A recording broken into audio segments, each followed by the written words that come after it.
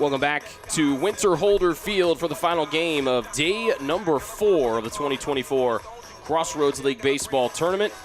And it could be an elimination game if the host and the home team and the number 1 seed Taylor Trojans do not come out victorious tonight here against the 3 seed St. Francis. The Cougars, the only unbeaten team remaining here in the 2024 Crossroads League Tournament after victorious last night 9-7 against Indiana Wesleyan in our final game an evening ago. The Wildcats have been booted. Huntington has been booted. So Marion waiting in the wings. They know they're going to play against St. Francis on Thursday. The question is going to be what's on the line. If St. Francis wins, they need to get one more win to win the league title and go to the national tournament.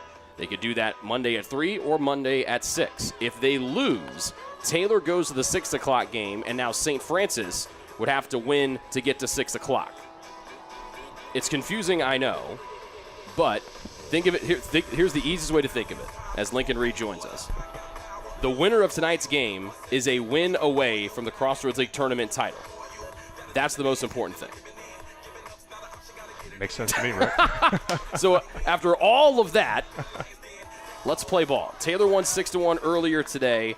Great pitching performances from Boyer and Dudkowski, their second go-around here in the league tournament. And the Trojans turn to Wes Hunt, the 6'8 sophomore right-hander out of Germantown Hills, Illinois, making his second start of the season, a 5.74 ERA for the 6'8 righty. Trojans in the gray uniforms and pants tonight, purple numbers, purple letters, trimmed in white. As Jaden Lepper, the shortstop, leads off, and Hunt comes inside at 6:01 p.m. And our final game of Saturday is underway with ball number 1. Lepper, the 6'1 junior out of Fort Wayne. A ton of Fort Wayne guys on the USF roster. High bouncer. David from third base veers to his left, fires and throws to Glad, but it goes off the end of his mitt.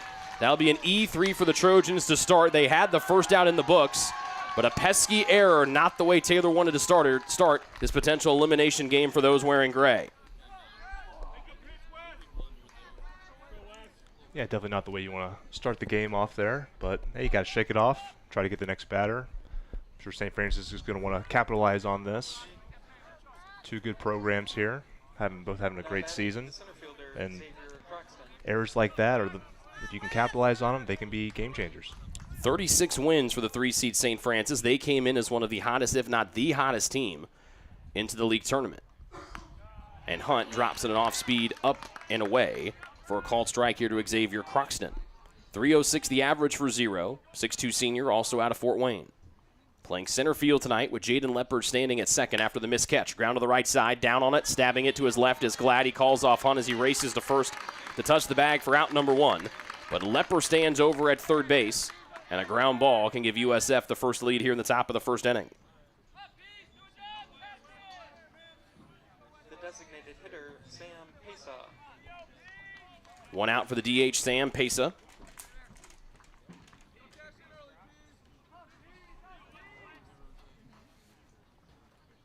USF, that 9-7 win last night, they, as a ball 1 in here to Pesa, were down in the top of the 9th inning and then roared back to tie the game at 7 and then won it with 2 runs in the top of the 10th. Hunt bounces it to the right. Caruso slides, and it's 2-0 here on Pesa. This was the first matchup in the Crossroads League portion of the schedule for both of these teams. Came back on March 1st and March 2nd.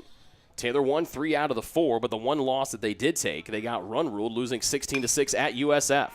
Pesa drives it into deep right field. Knepp there at the track, reaches and makes the catch. That'll be deep enough to score. Lepper from third, and that leadoff error has come back to hurt the Trojans as USF strikes for a run with 2 away.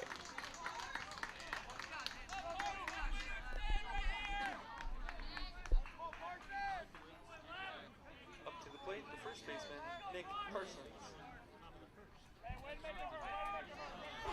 2 outs for Nick Parsons, who set the single-season home run record with the game-tying home run in the top of the 9th an evening ago. And that hit him on the arm as Hunt comes inside. He is shocked as it just clipped the arm of 23 in blue. Redshirt senior out of Waterloo, Ontario, Canada. And the freebies are starting to hurt Taylor here early. That's what did them in against Huntington 2 games ago. The third baseman, Hayden Lichtensteiger. Hunt with a 5.74 ERA, his 13th appearance, as we mentioned, his second start. The Trojans used just one new arm in the game earlier today. Low there as Aiden Lichtensteiger watches the ball zip in low. It was Alec Holcomb who was great, got the win, his 9th of the year, as Dutkowski and Boyer came in to help close it out. Curve inside, 2-0. Huntington was no hit yesterday against Taylor through the first 4 innings, and they still led 1-0, thanks to a bevy of walks. Here, it's a leadoff error on the miscatch by Glad over at first. That's come back to hurt TU. 3-0 on another one low and away, as Lichtensteiger tries to get on. He's the sophomore out of Convoy, Ohio. 2 for 6 evening last night with an RBI and 2 strikeouts. He's up 3-0 and knocking on the door of putting 2 men on with 2 away here in the first inning. A deep breath for Hunt, the righty out of the stretch, deals in a strike at the knees. A ground ball can wipe away all of the struggles for Taylor they've had here in the top half of the first inning. 3-1. To the right side, that one's in the air and out of the reach of Frickle into shallow right. Parkins,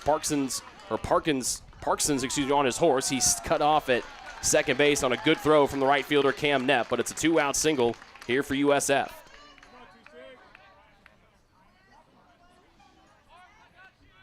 So it's Parsons there at second, excuse me.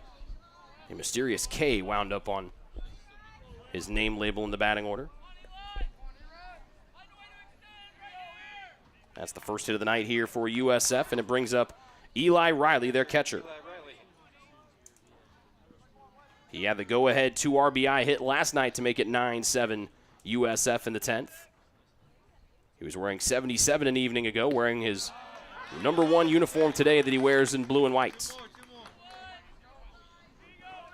Down for a strike. Riley, the junior from Zanesville, Indiana, a suburb of Fort Wayne. Chops it to the left side. David comes in at third. He slips a foot race to the bag, and he got there. It took Ethan Law a while to make that out call, and the ball got chucked away. David pretty confident that he got there, and he did. Well, an eventful top of the first, and it's 1-0 USF as we head to the bottom of the first inning on the Trojan Sports Network.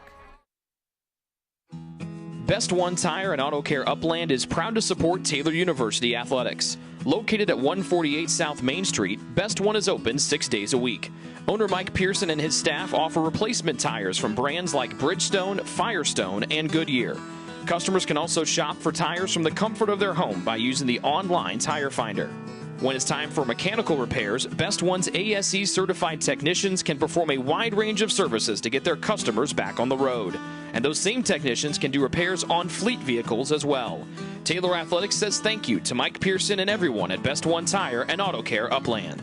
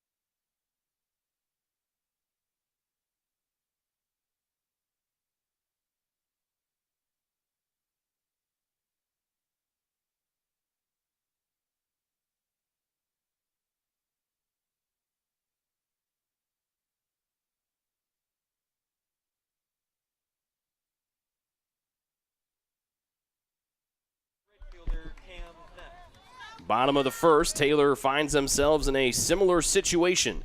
They are trailing here out of the gates in a Crossroads League tournament game. And on the hill, it's Luke Siren, the 6-foot sophomore right-hander for USF. He squares off with Cam Nepp, who leads it off. Nepp, David Glad, Manning, Frickle, Picchiotti, Kennedy, Remick, Caruso, the same 9 Taylor has had for the last week and a half or so. Nepp fights it off on the hands, up and away to the left. He was 1 for 4 in the opener, had a couple of tough luck hits. And you can say that for everybody up and down the order, Lincoln, with 7 fly balls, the majority of them to deep center in our first game earlier this morning. Knepp up the air left side, trailing back is Brendan Lytle. He's on the line and makes the catch in deep left, 1 away. Yeah, Knepp had a lot of good barrels in that first game, and here he just missed it once again. So he's timing it up well, but eventually he's got to keep swinging. Eventually something's going to fall in. Siren, a 6-2 overall record, 13th appearance, 13th start. Does have 2 complete games, and as you play later in this conference tournament, that ability becomes more and more important with pitching numbers being limited. Last night, USF used 5 men. The longest man was Casey Henry. He had 5 innings. No one else went more than 2 and change. Ball 1 to David. Strike 1 in there as he shows bunt. David didn't like it as he looked back to Nick Marple, our home plate umpire. We'll set the defense after David singles to center, promptly hitting it to Xavier Croxton. So there's your center fielder. We met Lytle in left. Colton Cardenas is the right fielder. Aiden Lichtensteiger at third. Jaden Lepper at short. Callan Stauffer, the second baseman. Nick Parsons is your first baseman, and Eli Riley is behind the plate.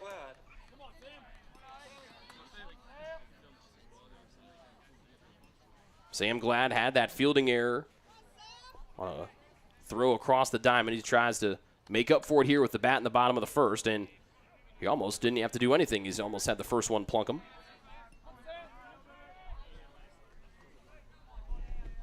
Sam was 0 for 4 in our game earlier today. Sits on a curve, and it's 2-0.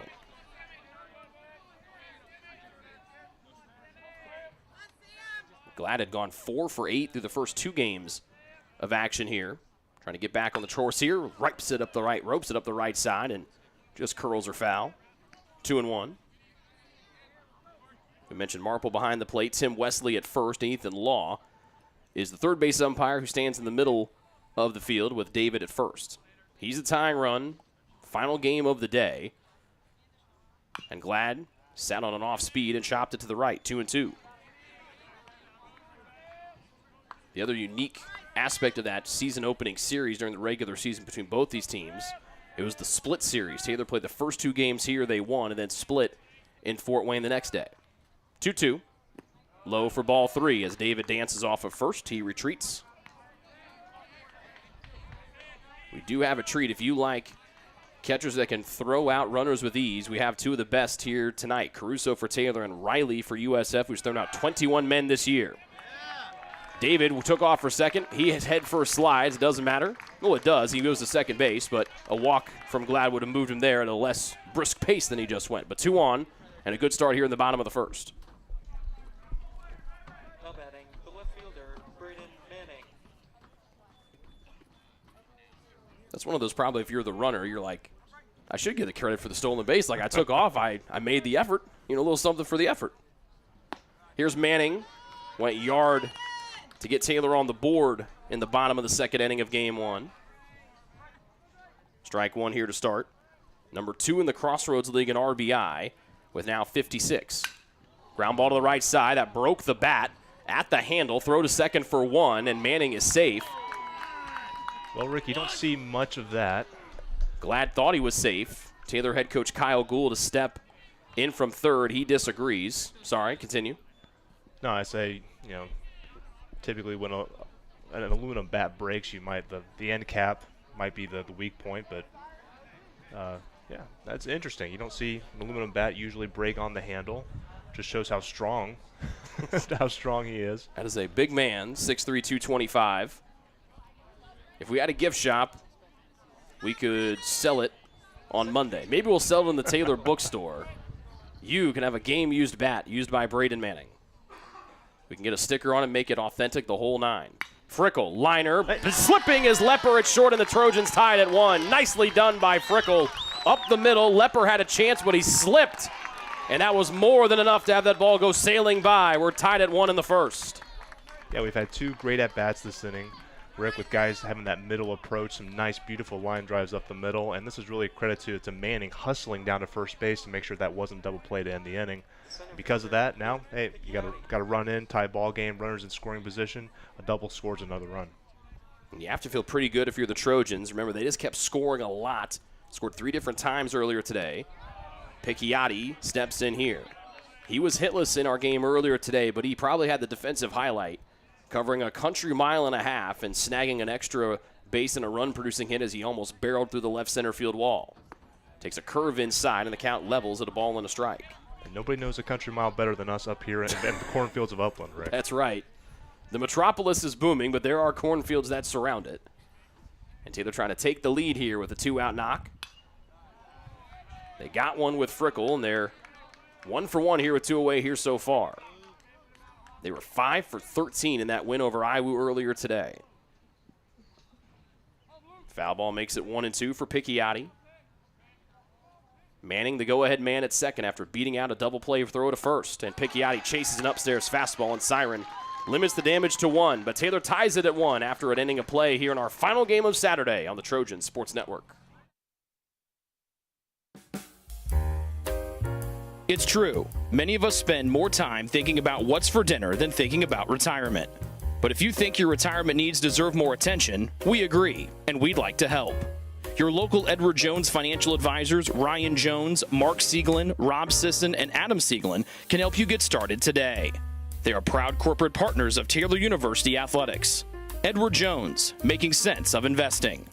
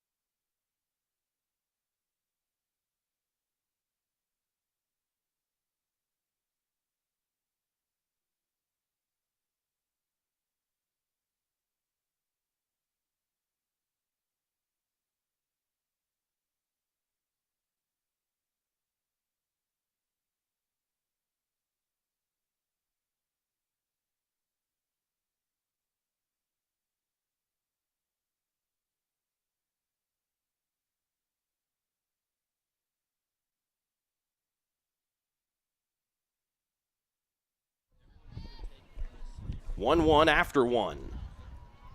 Taylor trying to keep their Crossroads League tournament rolling along.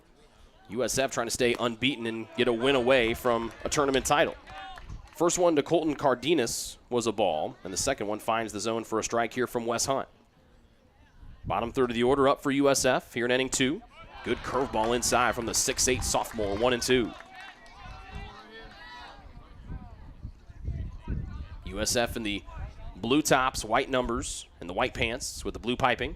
1-2, and going around, and he did. Tim Wesley punches out Cardenas on a check swing, and Hunt with a good start here to the second. First strikeout.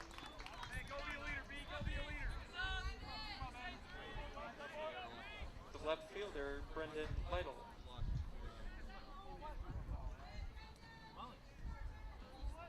Here's Brendan Lytle, the left fielder. Righty on righty showdown. Fastball at 87, zips away, ball 1. Lytle last night 1 for 2, drove in a run, also walked twice for the Cougars. To the backstop, 2-0. Last night, USF got down 5-0 after 5. They'd cut the deficit to 5-1 after 6. They then exploded for 5 runs to take a brief lead after the top of the 8th. Iwu came back and got 2 in the bottom half of that inning. But it was the Parsons home run in the 9th that sent the USF folks into hysterics, had us going back to about 10 o'clock last night before they got the 2 runs and extras. They had 12 hits last night against Iwu pitching, 3-1 now to Lytle. And they limited the Wildcat offense to just 5 hits. So you're probably wondering, well, how did they get 7 runs on 5 hits? USF committed 3 errors last night in those early stages. Slider, strike 2. Lytle was ready to mosey to first. He's got to come back in after the breaker from Hunt hits the zone. One away, nobody on, and a swing and a miss. Good looking breaking ball there from Hunt.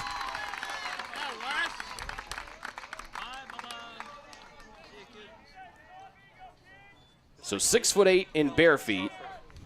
You're pushing 7 feet on the hill. That is an imposing human being out there. Oh, absolutely. I mean, he's like a right-handed Randy Johnson with that type of build. 2 away, Stauffer steps in. A low one for a ball.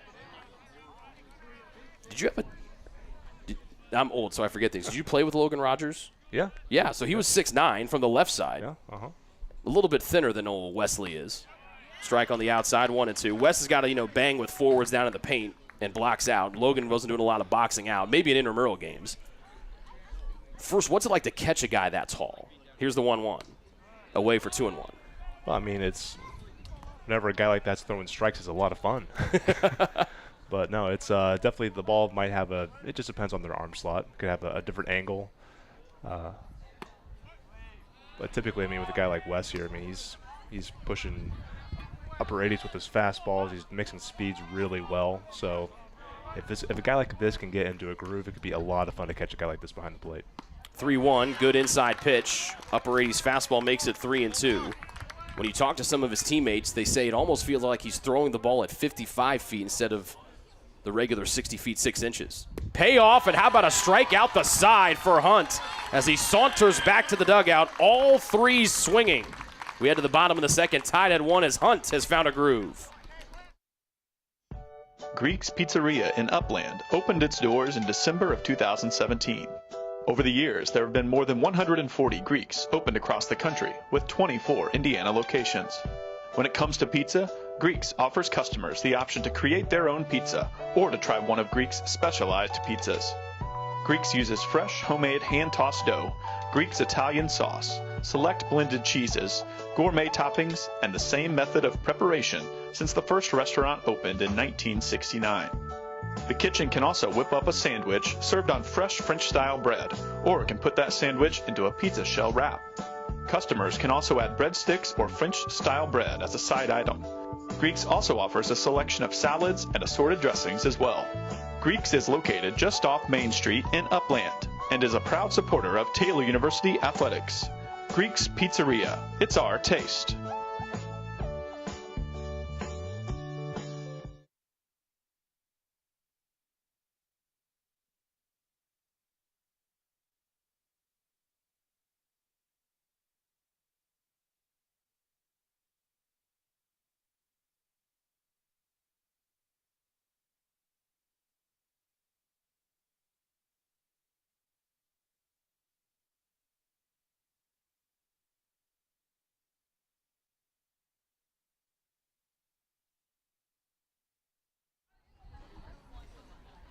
Wes Hunt strikes out the side in the top of the second. Now the Taylor bottom third of the order steps in here against Luke Siren. And a frisbeed in strike comes in here to Kennedy. Ben batting out of the 7th spot. He was in the middle of that whole kerfuffle back when it looked like a throwing error. It scored 2 runs. He was called for interference going up the first base line. And the place was going into hysterics, and then they calmed down as they thought a 5-1 lead had been erased down. Blooper up the right side, charging in is Cardenas. Stoff for the second baseman. He runs a country mile and a half and goes from second base to the right field line and makes it for the first out. Kennedy had an inning last game where he had one of these 5 plays. The ball just, I don't know what switch he flipped there, but the ball was finding him every at-bat that inning. There were 6 guys that got to the plate. The 6th one hit it to Mason David, who's on the left side there. So there was something between second and third that was just drawing the ball there earlier this morning. And Remick almost wears one on the elbow. He spins away, ball 1. DH for TU, batting out of the 8th spot. And watches Siren miss away, 2-0. Fletcher earlier today, 0 for 3, but did reach on a fielder's choice. And then he got to jog around after Luke Sutter hit one to the moon. Not only was it Luke's, as there's a delayed strike call to make it 2-1. Not only was it Sutter's first career collegiate home run, it was the first home run in his existence on the earth. His father walked by and said, that was his first one ever. And now Remick, he's trying to loop it around the left field foul pole. Did he? No. Ethan Law was right on it up the left field line as Remick almost put that one into orbit like Sutter did earlier today, the opposite way.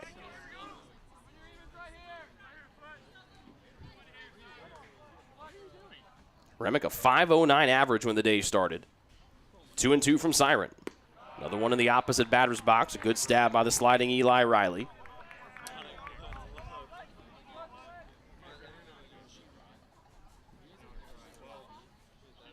St. Francis's 2 games have been nail biters, and Remick takes a 1-out walk. The extra inning game win last night, they won in extras after trailing for the majority of their first game against Huntington. And they won on a bases loaded walk. So 1 on here for Caruso. What we're saying is don't go anywhere. We're going to beat. You're going to want to stick around for innings 7, 8, 9, the way these 2 teams have played their last couple of ball games. A breaker upstairs for a strike. As some direction is being screamed out of the USF dugout on the first base side. Siren out of the stretch. Low gets away from Riley. A rare miscue from him, and Remick is up there to second in scoring position with our game level at 1.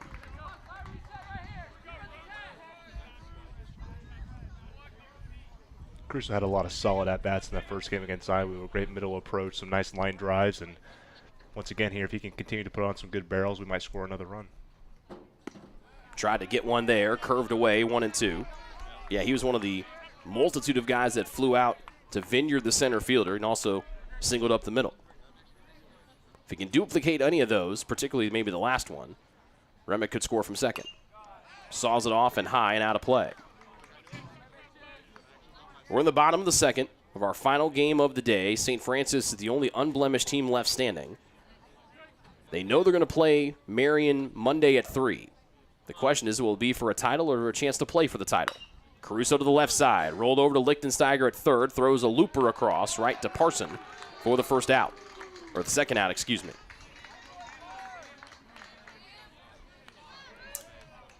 So an easy catch there for Parsons. 2 away with Remick still at second base. Up to the plate, the right fielder, Cam Nepp.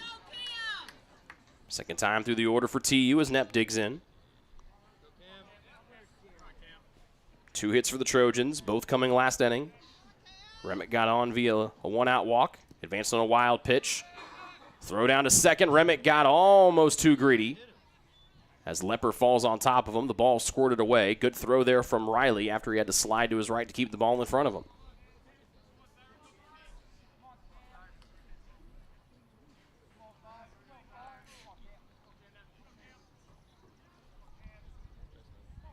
Packed house here to round out Saturday.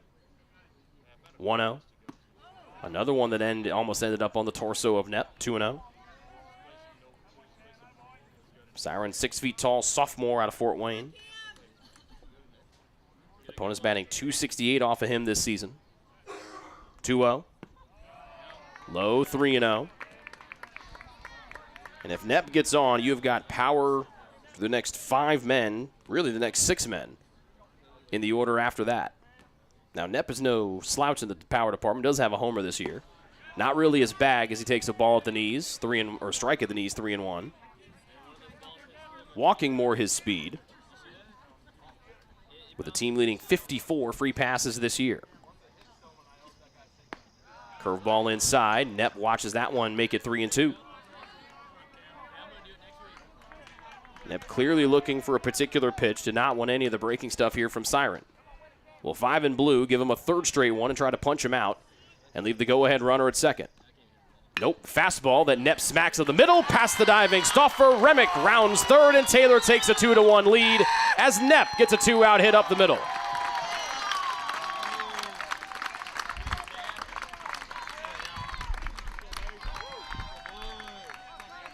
Nice short compact swing there from Nepp. He's throughout the Iowa game, and even in this game, he's had some fly balls that have carried a lot. He's just been missing solid barrels, so it's really nice to see him get a nice compact swing, get a hit under his belt, and hopefully keep this rolling.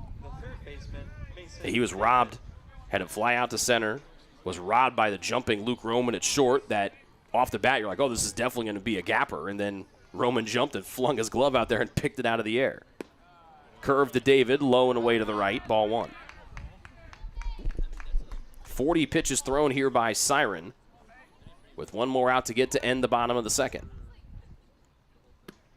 Another breaker away, 2-0.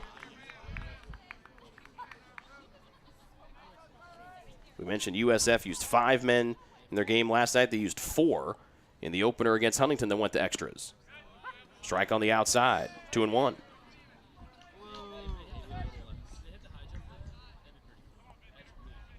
David 1 for 4 in the opener, is 1 for 1 tonight. Singleton scored last inning.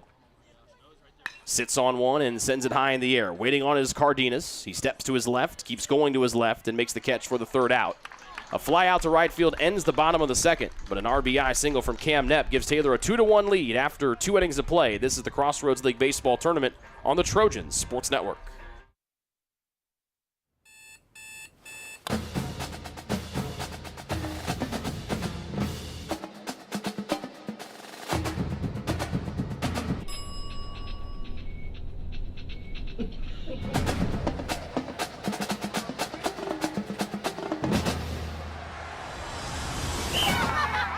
When you need the fuel to be your nephew's #1 fan, Holiday Inn Express.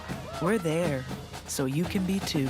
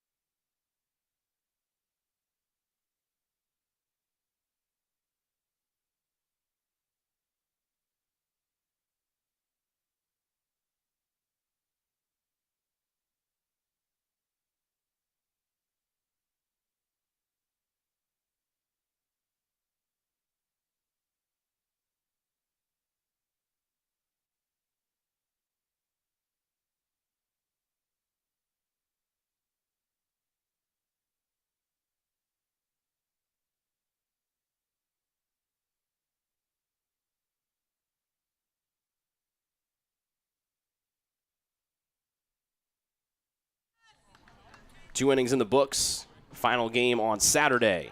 And a strike starts things off here to Jaden Lepper, the shortstop, top of the order, top of the third for USF as they trail 2-1. Hunt has struck out the side. Cardenas, Lytle, and Stauffer back in the second. He's already ready to rock and roll here against Lepper, who reached on an error. Curve inside. 1 ball, 1 strike. Lepper hit it to third. David threw it across. Glad missed the catch. And thankfully for him, it went off of his mitt and away from him instead of landing inside. Beautiful upstairs heater. Swung on and missed by Lepper, and he falls back 1-2.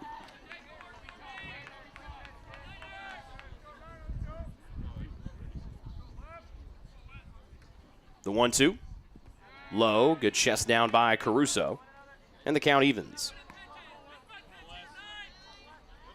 Hunt, one of a couple of guys for the Trojans that have not thrown yet here in the league tournament. 4, or make it 5, actually, to be exact. Quick 2-2. Hard hit up the middle. Going to his left, catching onto the bounce is Kennedy from short. Fires across, and Glad picks it at the knees. 1 out.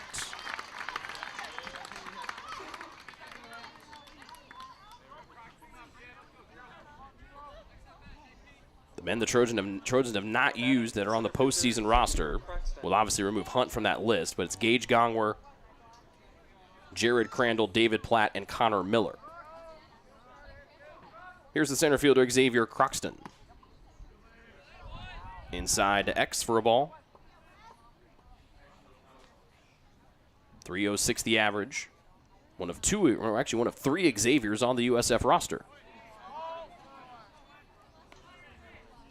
Croxton down to Fort Wayne.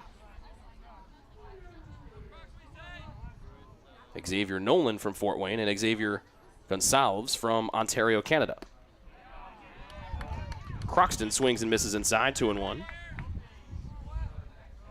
USF down 2-1. They have 1 base hit on the night. That was Lichtensteider back in the first. High. Good lead from Croxton. He's ahead 3-1. So he tries to be the first man on since that first inning for St. Francis. West glares over that tan mitt. The 3-1 on its way. and sent foul to the right on a bouncer.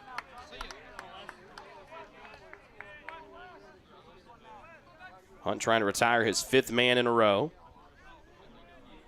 Eli Riley ended at the top of the first on a fielder's choice. Here's the payoff. Inside for ball 4, and the tying run is on for USF with 1 away in the 3rd.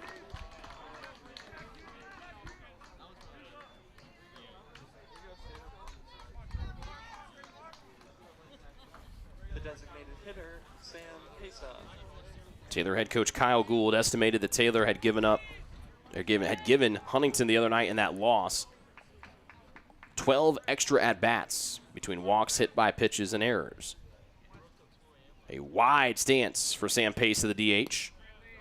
Fastball opposite batter's box for a ball. Reminds me of Jeff Bagwell, Rick. Same low crouch. His stride goes from the front of the batter's box to the back. Does have a closed righty stance, the junior Pesa does. Hunt throws to first. Croxton read it and dove back in time. Croxton tied for 2nd on USF in steals with 14. He is 14 for 17 here in 2024. 1 away, he takes off for 2nd. Caruso threw out a man earlier today. Right down, it bounces away from Frickle. Comes forward, and Croxton steals 2nd. And Taylor head coach Kyle Gould makes his way out of the dugout for a chat here with his sophomore right-hander. 2-0 here at the plate to Pesa. So Hunt lights out in the 2nd inning, ran into trouble in the 1st.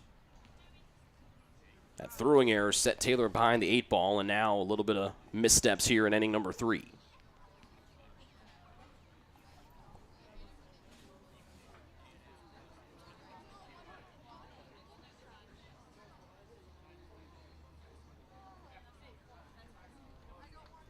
We mentioned St. Francis, the hottest team coming into the league tournament. They won 12 out of their 13. They lost the regular season finale 4-2 to Mount Vernon Nazarene, and with their 2 wins here so far in the CLT, they have now won 14 of 15. Really cooking here, and a much different team than what Taylor saw back in March 1 and 2. 2-0 to Pesa. Xavier Croxton, the tying run, standing at 2nd base. 3rd one, lifted foul. Gage Gongwer has jogged to the Taylor bullpen to start to get warm. He is Hunt's sophomore classmate. Pesa, sac fly his first time up. Runner stays at 2nd, and that's going to land right between the white 3 and the 4 on the back of that blue jersey. Hunt bends over at the waist, gets a new ball from Caruso, and there are 2 on with 1 away.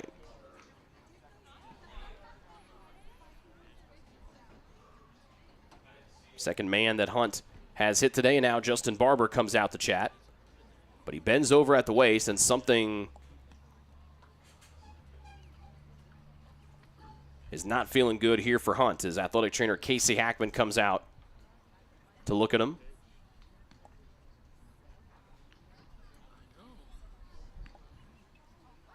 Gage Gongwer was already warming up, but now the walkie-talkie messages are being sent down to the left field corner. Again, Hunt threw the ball, bent over at the waist after it hit Pesa in the back, and initially you thought it might have been just a frustration sort of thing for having that ball get away from him.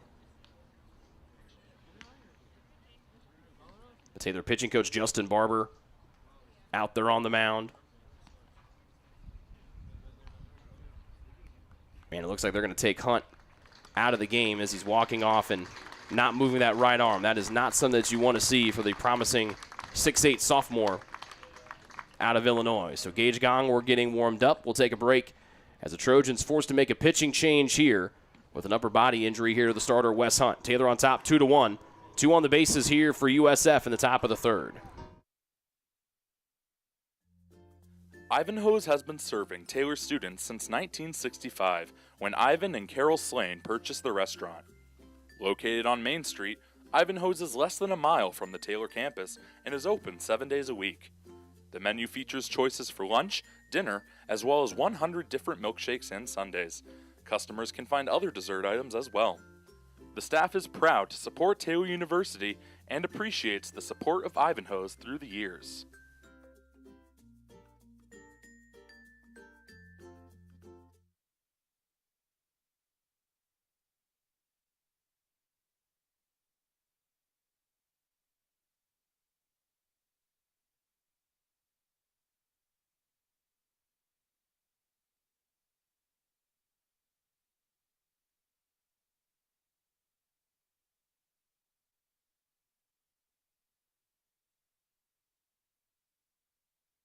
If you get sick, you can trust that we will take care of you.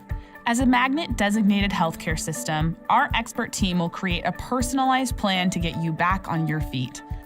Marion Health. Great care from great people. What limits you? Too small, too old, insecure, broken. You have no limits.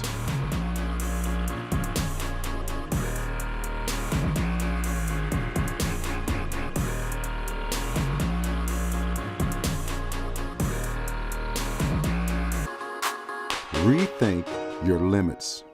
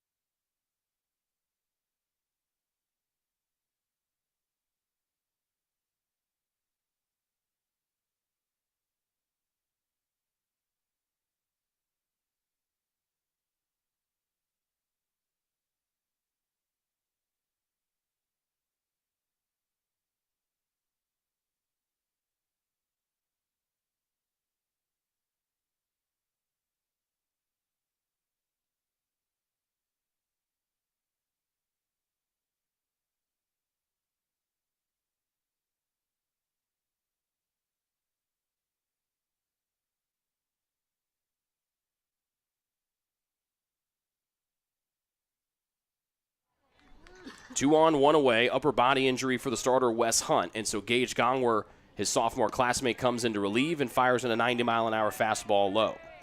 Hunt goes 2 1/3 innings. He's responsible for both men on the bases. He hit 1, he hit 2, walked 1, has given up 1 hit and 1 run. Gongwer bounces back to get a strike 1 on the inside. And Gage has arguably the most impressive save of the year for Taylor. As the Trojans knocked off #1 Southeastern to give the Fire their first loss of the year. Off the edge of Caruso's mitt. A miscue there for Taylor, and now USF moves up 90 feet, second and third with 2 away. Or 1 away, excuse me. So a couple of rare miscues. Glad the miscatch back in the first, and now Caruso, normally steady back behind the plate, has one, as he did have to slide to his right. That off the edge of the mitt, and that takes away the conventional double play here from TU. 2-1. Popped into the air. Fly ball into Knepp and right. Coming in about mid-distance. Makes the catch on the run. Comes up firing. We'll have a play at the plate. Bouncing in. Caruso's tag. Not in time. As Xavier Croxton slides in by the hair of his chin. A heck of a throw there from Knepp and right. But Croxton too fast, and now that pass ball looming large. With no pass ball, it would have been just a move up 90 feet, 2 outs, and maybe just first and third. Instead, our ball game tied at 2.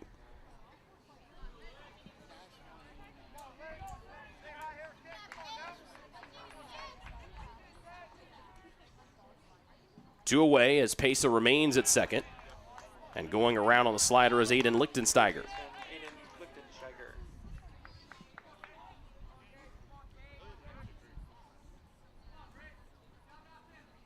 So give Parsons the sac fly.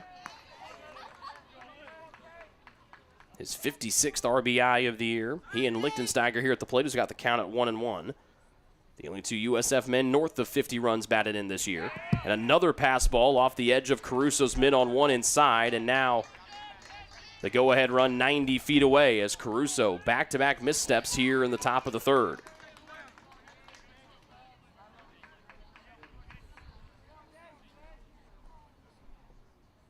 Jacob had come in and just with 10 pass balls in the 50 games that that he had played in coming in. I'll actually credit that one as a wild pitch. 2-1. Inside for a strike. And you got to like the confidence here from Gongwer. Not afraid to fire a heater inside to the crowding Lichtensteiger. 2 balls, 2 strikes. Game tied at 2. Top of 3. The pitch. Low and away. Good eye from Lichtensteiger trying to get on for the second time. A sac fly from Nick Parsons just a few moments ago has tied our game at 2. Deep breath from Gongwer, the payoff. Hard hit left side, splits the left side of the infield. Pesa jogs in, and USF has regained the lead with a 2-out single through the left side.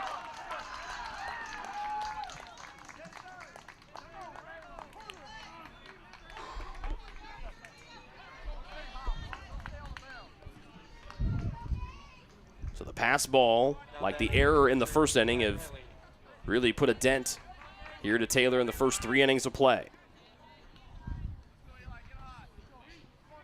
2 away for Eli Riley.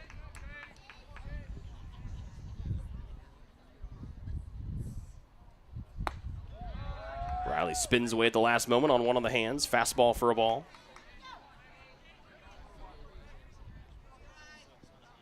Taylor was so clinical in their precision in the game this morning against Indiana Wesleyan. They have not had it here tonight against USF. Gongwer comes back to even the count with a called strike knee high. Fielder's choice for Eli Riley earlier that ended the first. He was 1 for 4 last night with a pair driven in. Those were the go-ahead runs in the top of the 10th. Past the diving Luke Roman, who was the second baseman an evening ago for Indiana Wesleyan. Foul ball to the left makes it 1-2. 2 runs home for USF. They're our first ones tonight to score multiple runs in a single frame. 1-2 from Gongwer. Inside, and Riley avoids getting hit.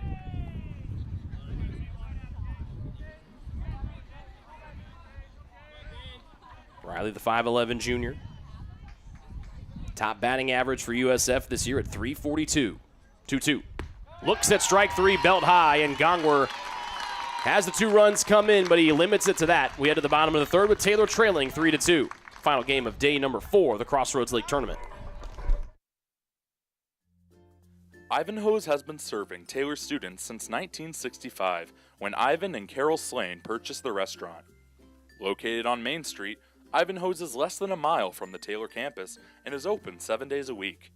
The menu features choices for lunch, dinner, as well as 100 different milkshakes and sundaes. Customers can find other dessert items as well. The staff is proud to support Taylor University and appreciates the support of Ivanhoe's through the years.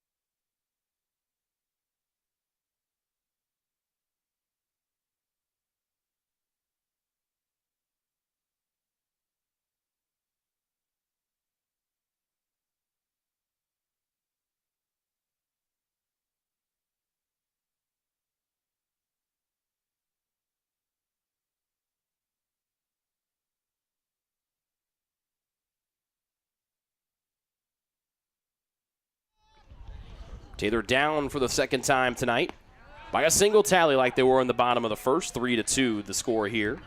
And a curveball strike dealt in from Luke Siren. Squares off with the heart of the Taylor order, Sam Glad, followed by Braden Manning and Brendan Frickle. 2 slow ones from Siren as Glad steps out of the box. Asks Nick Marple for an explanation. And Siren quickly works, and that one hit Glad on the foot. And if you're Siren, that is one that you cannot give with 2 frozen-looking strikes to start things off to the power-hitting Glad.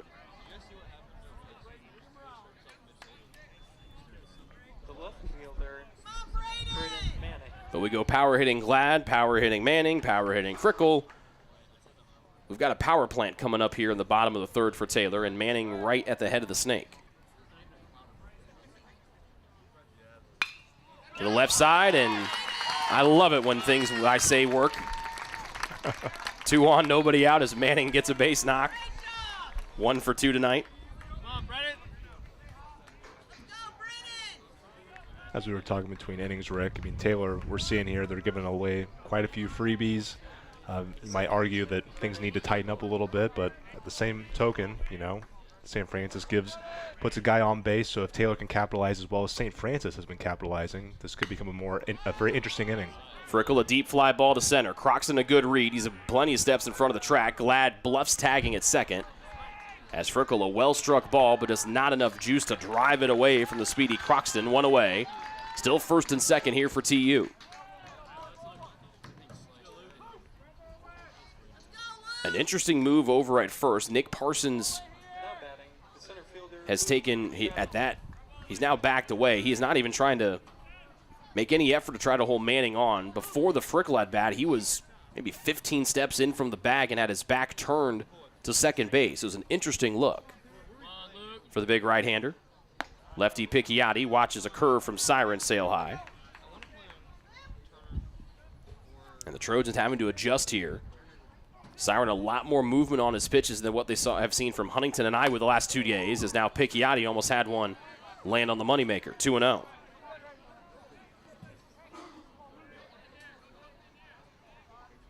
Tying run at second and Glad. The go-ahead run is Manning back at first. Third one, Picchiotti had the green line, and he yanks it foul to the right.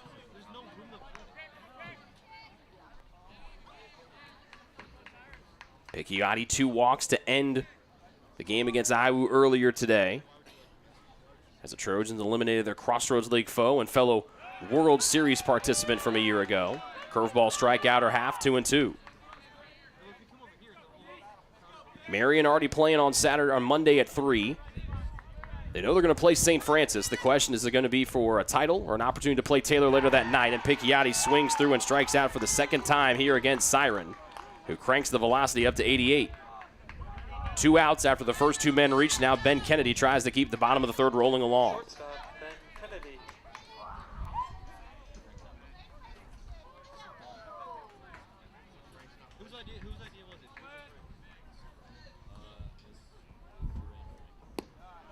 First one, a ball to Kennedy. Popped out to Callan Stoff for his only time up today. Kennedy much improved at the plate. Takes a strike on the outside, 1-1. He was a wizard defensive last year as a freshman. Now he's got the average above 300 with 21 extra base hits when the day started. Chases one high, comes up empty, and he falls back 1-2. And Taylor has not done a good enough job of adjusting to the stuff that Siren has been dealing tonight. Has been keeping him off balance for pretty much the whole evening. 1-2. Kennedy in the air to deep right field. Cardenas goes back at the track, got the wall, and he caught it. He caught it as he barrels into the wall, gets a bear hug from Xavier Croxton, and the Trojans were a foot away from taking a 5-3 lead. Instead, they leave the 2 men that got the inning going stranded. We've played 3, USF in front, 3-2 on the Trojans Sports Network. Join the Trojan Club today and support Taylor student athletes 12 months a year. The Trojan Club has 4 different levels of membership for you to choose from. Each level receives complimentary season tickets, while the Athletic Director's Circle and Trojan MVP levels receive gifts from the athletic department. Over the years, members have helped supply the funds for a sports information position, purchasing equipment for teams and the athletic training staff, and providing broadcasts of Trojan athletics like the one you're enjoying right now. With the support of alumni and friends, the Taylor combination of spiritual growth, outstanding academics, and a highly competitive intercollegiate athletic program can continue. To join, call 765-998-4331 or log on to TaylorTrojans.com and click on the Trojan Club tab at the top of the homepage. The Trojan Club, supporting Taylor University student athletes.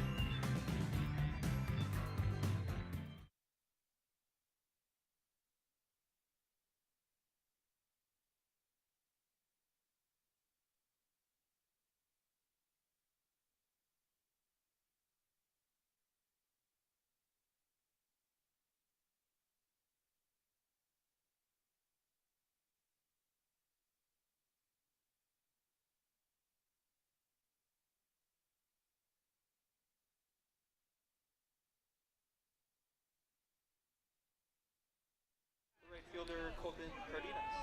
Top of the fourth, Colton Cardenas, who just made a lead-saving play right up against the right field chain link fence on a fly ball from Kennedy. And he rolls over to the left side. Kennedy, aforementioned shortstop, scoops, fires over to first, and one pitch and one out. Top of the fourth, one away, USF batting and leading 3-2. Both of these teams a win away with a victory tonight from the Crossroads League Tournament title. The Trojans win.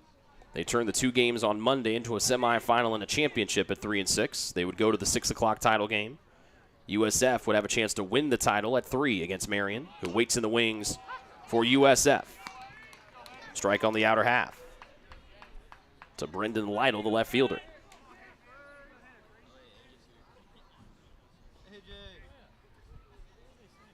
Gongwer, first full inning of work. High bouncer left side. Kennedy catching on the bounce, quickly out of the mitt. Tight one at first as Glad did a two-step, and he kept his toe on the bag. Nicely done there as Kennedy really strong there at short on 2 plays. Yeah, Kennedy consistently does a great job of moving through the baseball. He's got a really quick transfer, and I mean, it's almost like you're holding your breath down there first base with that stutter step. I'm glad nobody was hurt. 2 up, 2 down. 2 in a row to Kennedy. That's nothing. He had 5 in a row back earlier this morning. Zips away by Gongwer. Ball 1 to Callan Stauffer. Yeah, Glad was closer to the bag than he thought, so instead of having his foot on the edge of the bag, it was right on the middle with Lytle barreling down on him. Fastball evens it up 1-1 outside. Stauffer, the second baseman, struck out against Hunt to end the second inning. That's when West struck out the side. Third one, just below the knees, 2 balls and a strike. St. Francis, like Taylor, 2 for 5 here tonight with 2 away.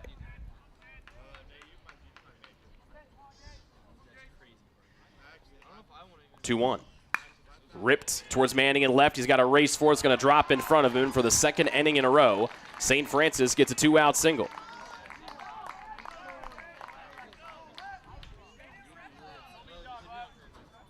Just 3 hits for the Cougars here tonight, and 2 of them have been with 2 away. The shortstop, Jaden Lepper. Back to the top we go, and Jaden Lepper, the shortstop.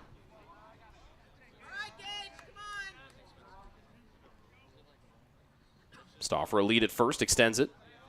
Slider in the opposite batter's box from the righty Lepper. Lepper 0 for 2. Reaching on an error and grounding out. Runner goes. Strike at the plate. Throw down by Caruso. And the tag. In time, Caruso guns down his second man of the day. And a much-needed 0 thrown up here on the 4th.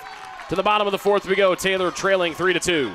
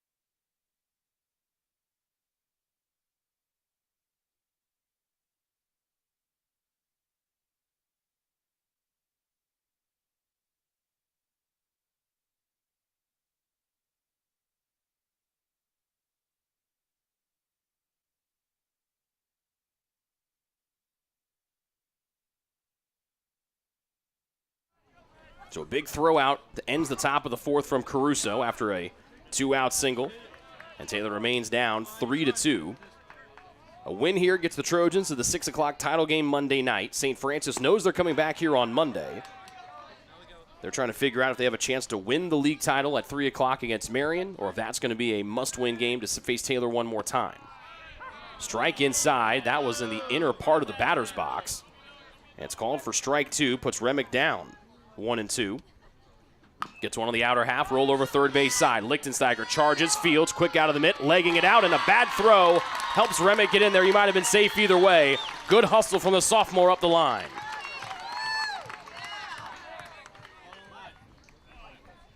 Gotta love the hustle from the St. Francis catcher. I always love it when a catcher's backing up first base on a crucial play like that. So even if the first baseman wasn't able to get it, I mean, the guy with the cannon arm like this, I mean, that base runner's not going anywhere. And here's Caruso, who just threw out a runner to end the top of the fourth. And now Lichtensteiger, the third baseman, is a fourth of the way in from third on the infield green turf. Caruso shows a bunt, first base side, charging Siren off the mound, almost tumbled, but he's still able to underhand and get Caruso at first. But the Taylor backstop does the job, moves Remick, into scoring position with Taylor down 1.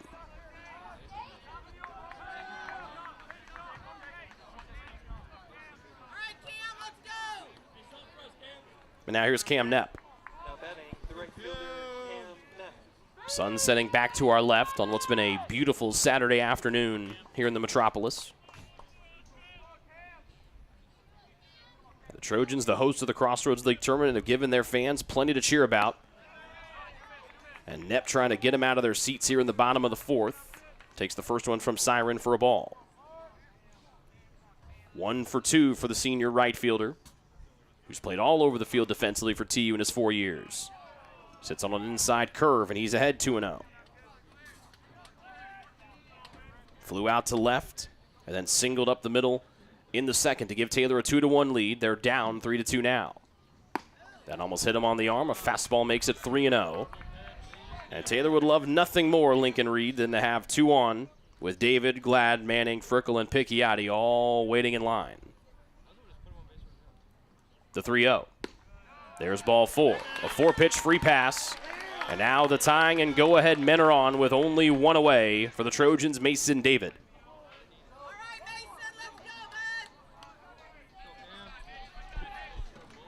Third baseman, Mason David. We've seen Remick's speed earlier to beat out that throw to first. We've also seen it a couple of different times here in the league tournament. Now can David collect his second hit and tie us at 3? That one high, and now a man runs out of the USF dugout. That might be their head coach, Dustin Butcher, to relay something to the 4 onlookers in the pen. And now he has some folks trailing him, and there will be activity starting. David almost looped it up that way, as backup catcher Zach Trojanowski has made his way down there as Andrew Kent starts to get warm for USF. Big spot here, bottom of 4.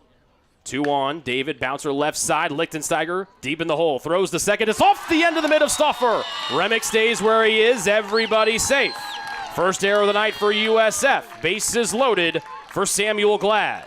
That's why you always run hard, Rick. You never know something might fall your way there. And hey, first inning, we see an error by Taylor. Ball comes out of the mitt here at second base. And this is how things build, right? Caruso lays down a wonderful bunt there, puts Taylor in a position with all these strong bats coming up in the lineup where now one big hit is going to either score 2 runs or could even clear the bases. First one from Siren. Glad tried to hit it to the galactic moon of Endor. He missed. And it's 0-1. Happy May the 4th, those of you that observe. Remick, the lead man at third. Knepp behind him at second, and David at first. Glad chases a tailing away off-speed pitch. And he's quickly down 0-2. Glad trying to run into a fastball here and hit this thing out of here. 2 strikes on Siren on 2 breakers. A third one, and this one thrown well off the plate. And Glad watches it for a ball. The Taylor folks in purple have now creeped to the edge of their seats. Their team down 3-2. Glad fouls it straight back. A fingernail away from turning on one.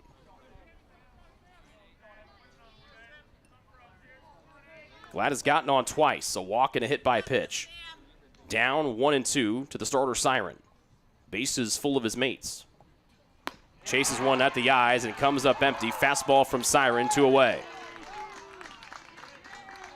And Glad staring out into left field, frustrated at himself, trying to choke the life out of the bat. The left fielder, Braden Manning. Third strikeout for Siren today. Taylor looking for their third hit with 2 away. Manning almost had that one land on his backside.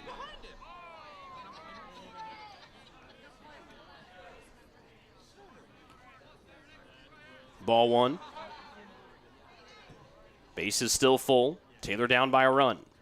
Manning watches it sail away. Riley did a good job trying to pull it over, could not. Fielder's choice and a single here for Manning, as Kent continues to get warm in the USF pen. 2-0. Manning, third base side, but foul. Tried to split the bag, and the third baseman, Lichtensteiger, made a really nice play to stop a ball deep in the hole at third, but then threw it away wildly. It went off the edge of Stauffer's mitt. Siren steps off the mound, calls time. Gets the sign from Riley. 2 balls, 1 strike to Manning. Pops it up right side, foul ground. Should be easy work for Parsons, the first baseman, and he makes it. And Siren pumped as he skips off the mound. Taylor leaves them full in the bottom of the 4th. They still trail 3-2 as Taylor comes up empty as we head to the 5th.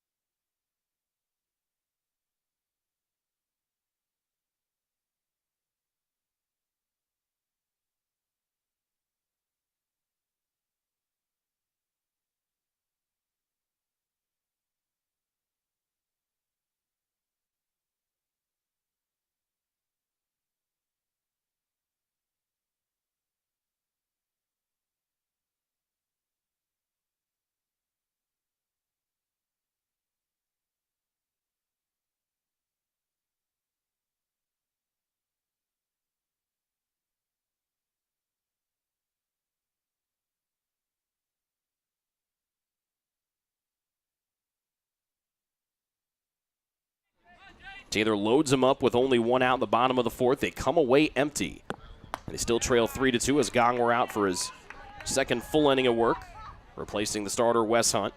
He faces the top of the order in Lepper after Caruso threw out Stauffer to end the top of the 4th. Taylor has left 8 men on the bases today. Ball 1 to Lepper, now strike 1. And as we get close to hitting the halfway point here after the top of the 5th, the Trojans have got to start capitalizing on these offensive chances. Lepper fouls it out of play to the right.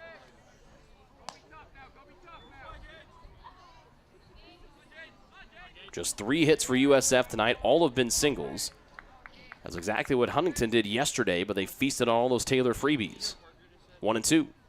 Ryan's right back up the middle, and there's the 4th single of the night for St. Francis. Second time Lepper's gotten on.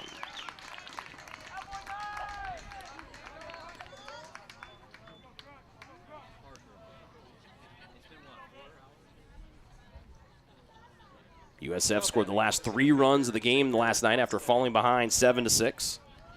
They scored 8 over the last 3 frames, the 8th, 9th, and the 10th, to knock off 2-seed Indiana Wesleyan. Backdoor curve from Gongwer finds the outer half. First pitch strike to Xavier Croxton, the center fielder. He's 0 for 1 today, batting for the 3rd time. Rips it up the right side, too far in front, foul.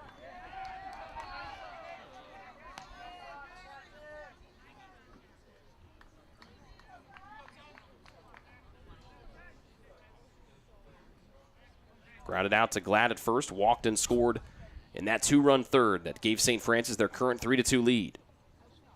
Runner goes. Caruso's throwing one man out today, a high one here, almost oversliding the bag as Lepper, but he keeps that left foot on. He swipes it here, and he's in scoring position with nobody out.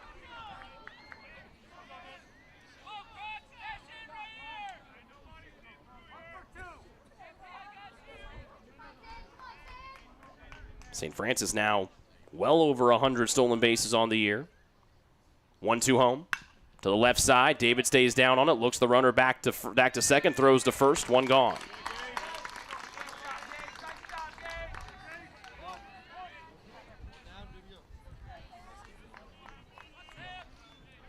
The tail of the tape offensively for Taylor here tonight. The Trojans just 2 for 11 with runners in scoring position. And went 0 for 2 with the runner with the bases loaded and a prime opportunity to not only tie the game at 3, but also try to regain the lead back. Slider to the outside. Pesa takes for a strike. Winner of this game plays Monday for the championship. A two-game opportunity for USF. Taylor would move to the 6 o'clock game Monday evening. Pickoff attempt back to second. Nobody was covering, but Gong were able to spot where Frickle was and able to throw it to him clean. If that one gets away, that is just disaster. A strike on Pesa. Sack fly and hit by a pitch this evening. The kick. Swing and a miss, 0-2. Taylor knows that they're going to the national tournament, winners of the regular season crown for the 2nd straight year. They're also hosting one of the 10 opening rounds coming up in a little over a week. St. Francis, though, needs a tournament win to go to the Nationals. Liner up the right side. Knepp's not going to be able to get to it. Pace is going to drive in his second run. Lepper's going to score with ease from second, deep in the right field corner. Knepp throws in a bullet, a one-hopper, and Pesa drives in 2, and USF takes a 4-2 lead here with one away in the 5th.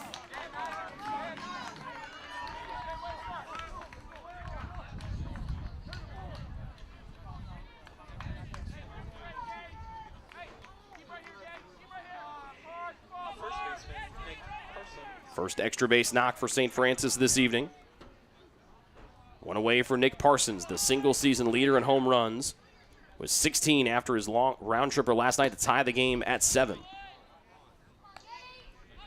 Ball one away.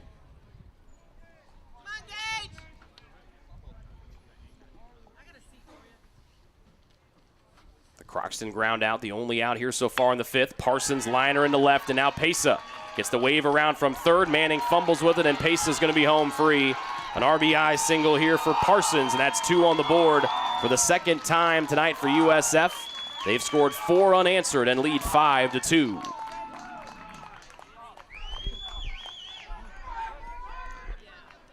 Well, Rick, the St. Francis offense has been really aggressive at the plate. They're swinging at good pitches, and they're capitalizing on Taylor errors. Taylor leaving 3 guys on base last inning. It's those innings that come to hurt when you have St. Francis, who is, I mean, they're not going to let up on the gas pedal here anytime soon.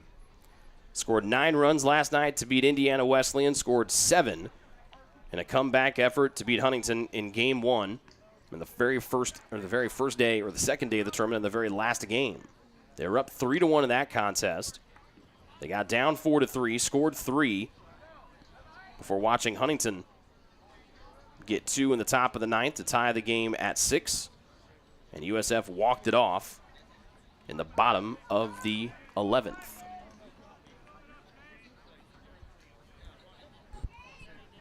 So St. Francis trying not to go to extra innings for the first time here in the Crossroads League Tournament. They lead 5-2 with only 1 away here in the 5th. Like Lincoln mentioned, Taylor left the bases full last half inning in the 4th. In the last 2 turns up, the Trojans have left 5 men on the bases. That's 3 in scoring position. Slider from Gongwer off the outside. We talked about how there's no real breaks in that Taylor order, particularly 1 through 6. Well, Lichtensteiger's been the best batter tonight for USF. He's 2 for 2 with a pair of singles. Skies one up to the clouds. Manning walks forward, now jogs forward. He's underneath and makes the grab for out number 2.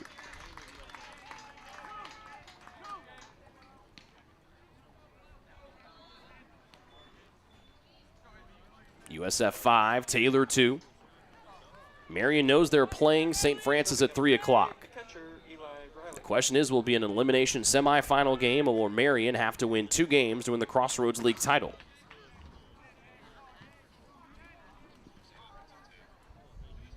Oh for 2 day here for Eli Riley, the catcher. Runner at first, and Riley charges one to left field. Manning twisting, running out of room, and this one's gone. 2-run home run for Eli Riley, a 4-run top of the 5th. And USF has now gone 4 for 7 with 2 outs here today, and they have taken a stranglehold 5-run lead with 2 outs in the 5th. Yeah, it was a fastball up in the zone, Rick, and he was sitting right on it. Got some great extension there, and there was no doubt about that was out from the moment he left the bat. 6th home run of the year for Riley. He's now driven in 28 runs this year. And a 4-run top of the 5th. Makes it 7-2 USF. And that missed opportunity with the bases loaded just a half inning ago, looming larger and larger. As Gongwer throws one high, Cardenas ducks out of the way.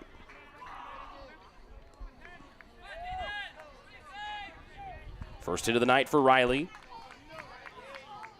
And now Gongwer trying to get out of here and get that elusive 3rd out here in the top of the 5th. 2-0 here to Cardenas.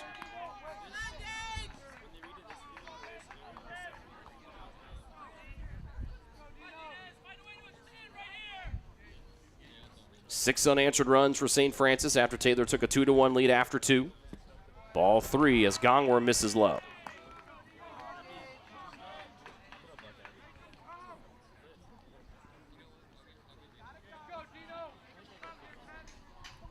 Bases empty after the Riley 2-run home run, 3-0 home. That's a 4-pitch walk, and Trojans struggling here. And it'll be Connor Miller coming in here to relieve Gage Gongwer.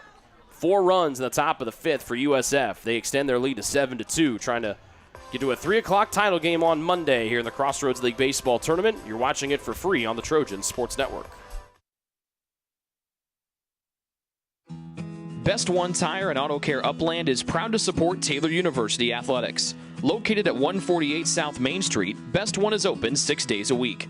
Owner Mike Pearson and his staff offer replacement tires from brands like Bridgestone, Firestone, and Goodyear. Customers can also shop for tires from the comfort of their home by using the online tire finder. When it's time for mechanical repairs, Best One's ASE certified technicians can perform a wide range of services to get their customers back on the road. And those same technicians can do repairs on fleet vehicles as well. Taylor Athletics says thank you to Mike Pearson and everyone at Best One Tire and Auto Care Upland.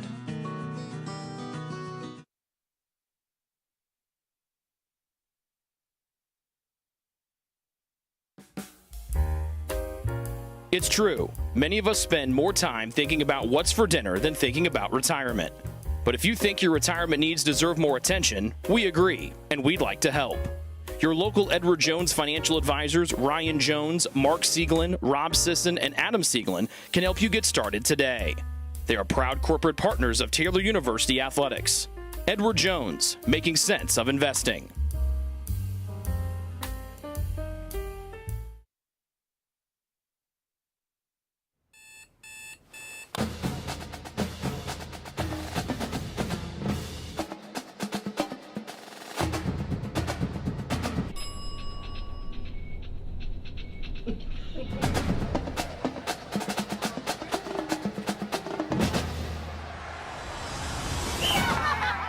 When you need the fuel to be your nephew's #1 fan, Holiday Inn Express. We're there, so you can be too.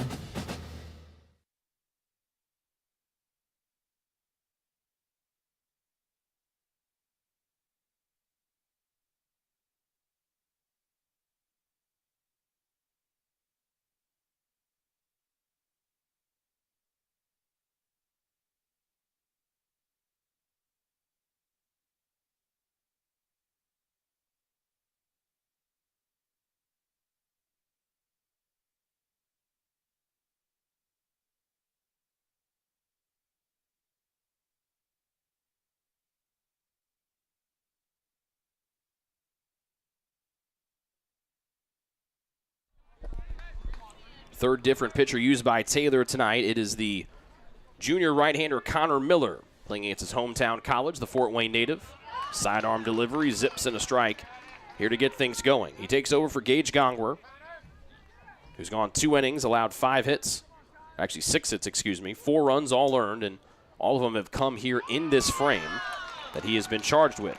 Quick 2 strikes here to Brendan Lytle. As Miller comes in, his 9th appearance of the year, a 3.24 earned run average for the right-hander. And he gets Lytle to pop it up and out of play.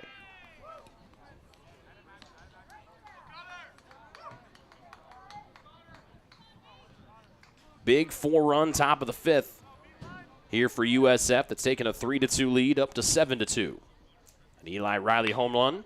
Roll over left side to Kennedy, right in front of him. Underhands the second for the force out. But the damage done. RBI hits from Pesa and Parsons. Riley goes deep at the halfway point for this potential elimination game for Taylor. USF leads them 7-2 on the Trojan Sports Network. Greek's Pizzeria in Upland opened its doors in December of 2017. Over the years, there have been more than 140 Greeks opened across the country, with 24 Indiana locations. When it comes to pizza, Greeks offers customers the option to create their own pizza or to try one of Greek's specialized pizzas. Greeks uses fresh, homemade, hand-tossed dough, Greek's Italian sauce, select blended cheeses, gourmet toppings, and the same method of preparation since the first restaurant opened in 1969. The kitchen can also whip up a sandwich served on fresh French-style bread, or it can put that sandwich into a pizza shell wrap. Customers can also add breadsticks or French-style bread as a side item. Greeks also offers a selection of salads and assorted dressings as well. Greeks is located just off Main Street in Upland and is a proud supporter of Taylor University Athletics. Greek's Pizzeria, it's our taste.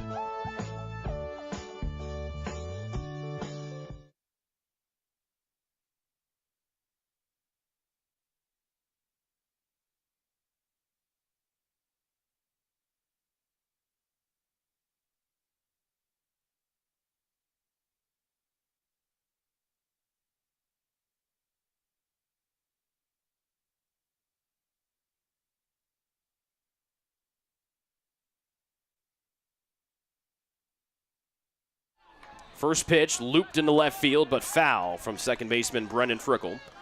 Taylor trailing by their biggest margin of the Crossroads League Tournament, 5, as they're down 7-2. Actually, it matches their biggest deficit after watching that 4-2 lead with 2 outs in the top of the 9th yesterday against Huntington evaporate, with 7 runs scored with 2 away by the Forsters, who were eliminated earlier today by Marion. 1-1 to Frickle, who's 1 for 2 tonight. Saws it off to the back. As Siren back on the hill, working around that 1-out bases loaded situation, and then his team took the baton and scored 4 times in the 5th. They're ahead by 5, 7-2. Frickle pokes one to the right side, backhand stop, lunging as Parsons. Siren there, gets his toe on the bag to beat the speedy Frickle. Nice play by the big man Parsons at first.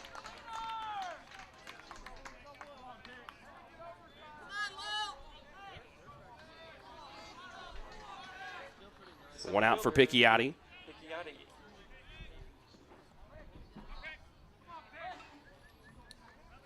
And sadly for Taylor, with 1 out here in the bottom of the 5th, it's starting to feel like just one of those nights where just nothing seems to go their way.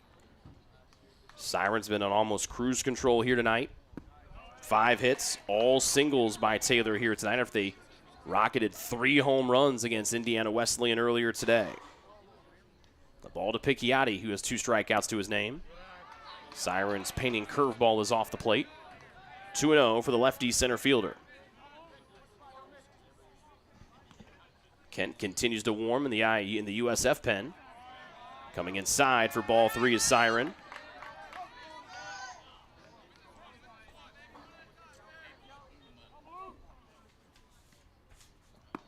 And a strike to get him over on the outer half from Luke Siren. Sophomore out of Fort Wayne's had a really good night here for the Cougs. It comes back for strike 2. All 5 pitches Picchiotti has watched. 3 balls, 2 strikes. Payoff here, and Picchiotti swings and rockets it to the clouds. Foul territory, first base side. Parsons screamed away by a second baseman, Stauffer, who ranges in and stabs it off his left shoulder for the 2nd out.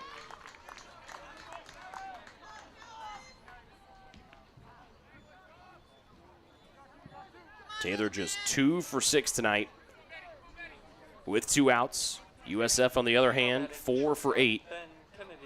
But the big issue for the Trojans, they're just 3 for 13 with runners on and just 2 for 11 when they're in scoring position. And they're trailing by 5. Slider for a strike. I know it's kind of a simplistic view at it, but when you have 11 at-bats as Kennedy sends one up the right side towards the USF pen, and then it tails out a play foul. If you get 11 opportunities with runners in scoring position and you look and get 2 hits and muster 2 runs, it's not a recipe for success. No, I mean it's just the truth, Rick. Mm-hmm. I mean, yeah, if you get guys on base, you leave them on there. You got to capitalize when you're this deep into the tournament and into the postseason, and you're playing a team like St. Francis, who has been red hot this tournament. Yeah, you got to seize every opportunity that you can get. Kennedy swings and misses. A first 1-2-3 inning of the night for Luke Siren as we played 5 from Winter-Holder Field. USF, the 3 seed, leads top seed Taylor 7-2 as the Cougars try to knock Taylor out of the league tournament here on the Trojans Sports Network. Ivanhoe's has been serving Taylor students since 1965 when Ivan and Carol Slane purchased the restaurant. Located on Main Street, Ivanhoe's is less than a mile from the Taylor campus and is open 7 days a week. The menu features choices for lunch, dinner, as well as 100 different milkshakes and sundaes. Customers can find other dessert items as well. The staff is proud to support Taylor University and appreciates the support of Ivanhoe's through the years.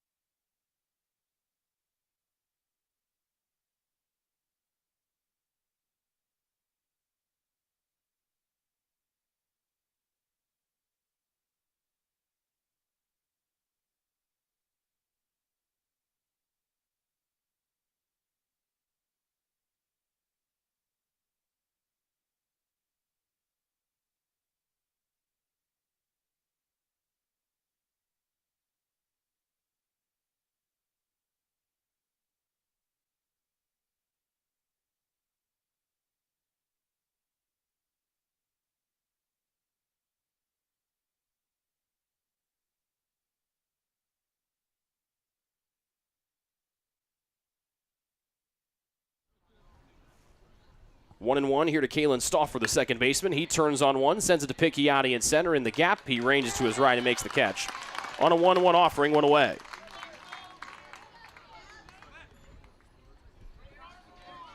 Nine, 1-2 up for USF as they've scored 6 unanswered runs, leading 7-2. They closed the game last night against IU on an 8-2 spurt that started back in the top of the 8th inning. Backdoor breaker from Miller misses in. 1-0. Top of the order, Jaden Lepper. A 1-for-3 evening. He's gotten on twice and scored twice. Up the third base side and foul. For the top of the 6th inning, St. Francis trying to stay unblemished in the Crossroads League Tournament. A win here. They're going to play Marion on Monday at 3 either way. But a win puts the Cougars a win away from the national tournament in the Storybook 2024 year. Swung on and missed by Lepper, 1-2. 36 wins, just 15 losses. And their winners are 14 of their last 15. 1-2. Bent away, out of play. Still 1-2 here for Lepper, the shortstop.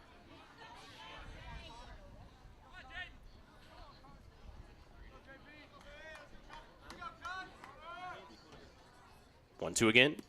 Low this time, 2-2. Lepper, a .287 average, 58 hits to lead the way for USF this year. Second on the team in total bases with 80. Behind Xavier Croxton, still looking for the elusive 100th total base. Sky ball out of play.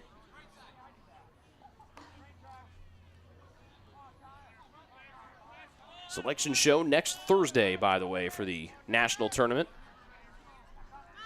Taylor knows they'll be hosting that. They'll be starting a week from Monday, the Monday after Mother's Day. Lepper fouls that one down, 2-2. Taylor was hosting the opening round for the third straight year, fourth time in the last 7. The last time they didn't host and went to the opening round was my partner's senior year when they went down to Savannah, Georgia. And they were there about a month before the Savannah Bananas became a thing. On the outside, Miller strutting like he thought it was strike 3, and the count's full, 3-2. So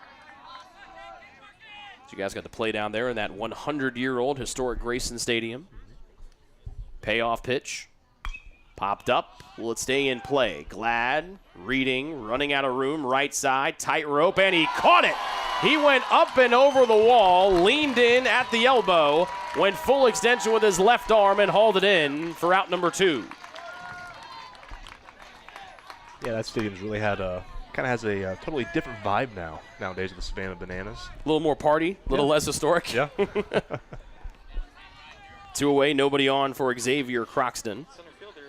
The best aspect, I think, of that stadium, and I think they've changed it now that the Bananas have taken off, foul ball here, was that it had that super old-school scoreboard where the balls, and you're nodding up and down because you remember it very well. Seth Michael and I went up there during your guys' practice, and there was these giant switchboard, and it was 3 glass light bulbs for the balls, 2 glass balls for strikes, and then 2 for the outs, and you just flip them on, and they illuminate. Oh, man, we killed a good half hour messing around there. Curling one to deep center field. Croxton backing up his Picchiotti, and he's got it for the 3rd out. 1-2-3 top of the 6th. Taylor down 5. They got to get their offense going here, or their run in the Crossroads League Tournament will end tonight. This is Taylor Baseball and the Crossroads League Baseball Tournament on the Trojan Sports Network.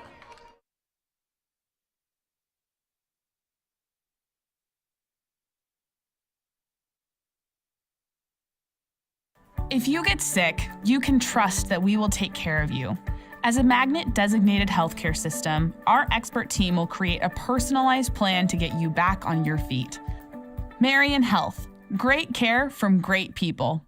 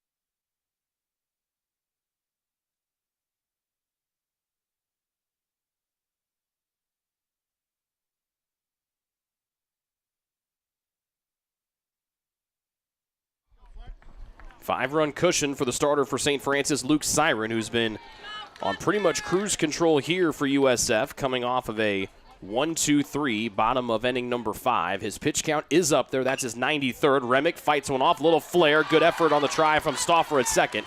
But the Trojans get the leadoff man on here for the 3rd time tonight. Time dwindling here for the home team in the bottom of the 6th, but they got a man on, down 5. Yeah, this is definitely go time, Rick. You got to get guys on base, and at this point, you got to execute. Seize every opportunity you can there offensively. Andrew Kent has been warming up for a few innings for St. Francis. Right-hander Caruso. Stauffer waits and hangs and stabs it out of the air. Good job there on the feet work there by Stauffer. 1 out. Back to the top of the order we go, but like we saw earlier today, even though the Trojans had a lot of loud outs, they still were loud outs. Here tonight, not much in that way against Luke Siren, who's been a wonder tonight here for the 3rd seed Cougars. Knepp, the lefty, up and in for a ball. Before that leadoff single, Siren had retired 5 in a row. That one almost landed on his backside. Second time that Siren has buzzed the backside of a Trojan batter today. First Manning and now Knepp. As someone gives Siren a jeer. Third one home. Curveball that's over the plate but high. Taylor trying to get something to go their way offensively here. Just single runs in the first and second. Their only offense tonight. But a 4-pitch walk has followed a leadoff single from Remick. There are 2 on for David.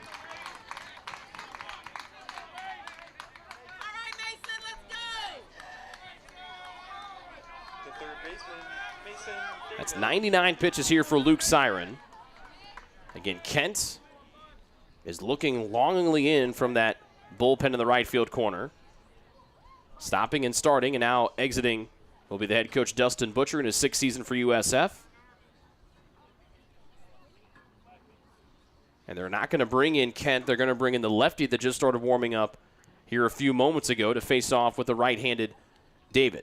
No numbers on the front of the USF uniform, so we'll take a break and introduce you to the new St. Francis Arm next here on the Trojan Sports Network. Join the Trojan Club today and support Taylor student athletes 12 months a year.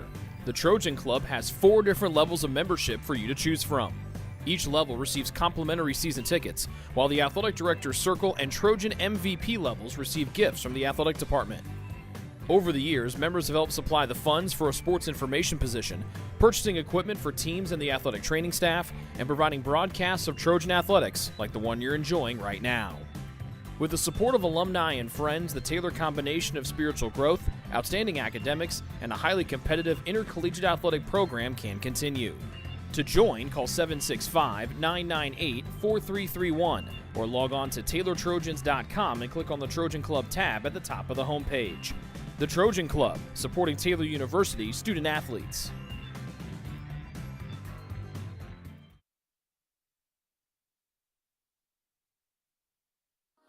What limits you? Too small, too old, insecure, broken. You have no limits.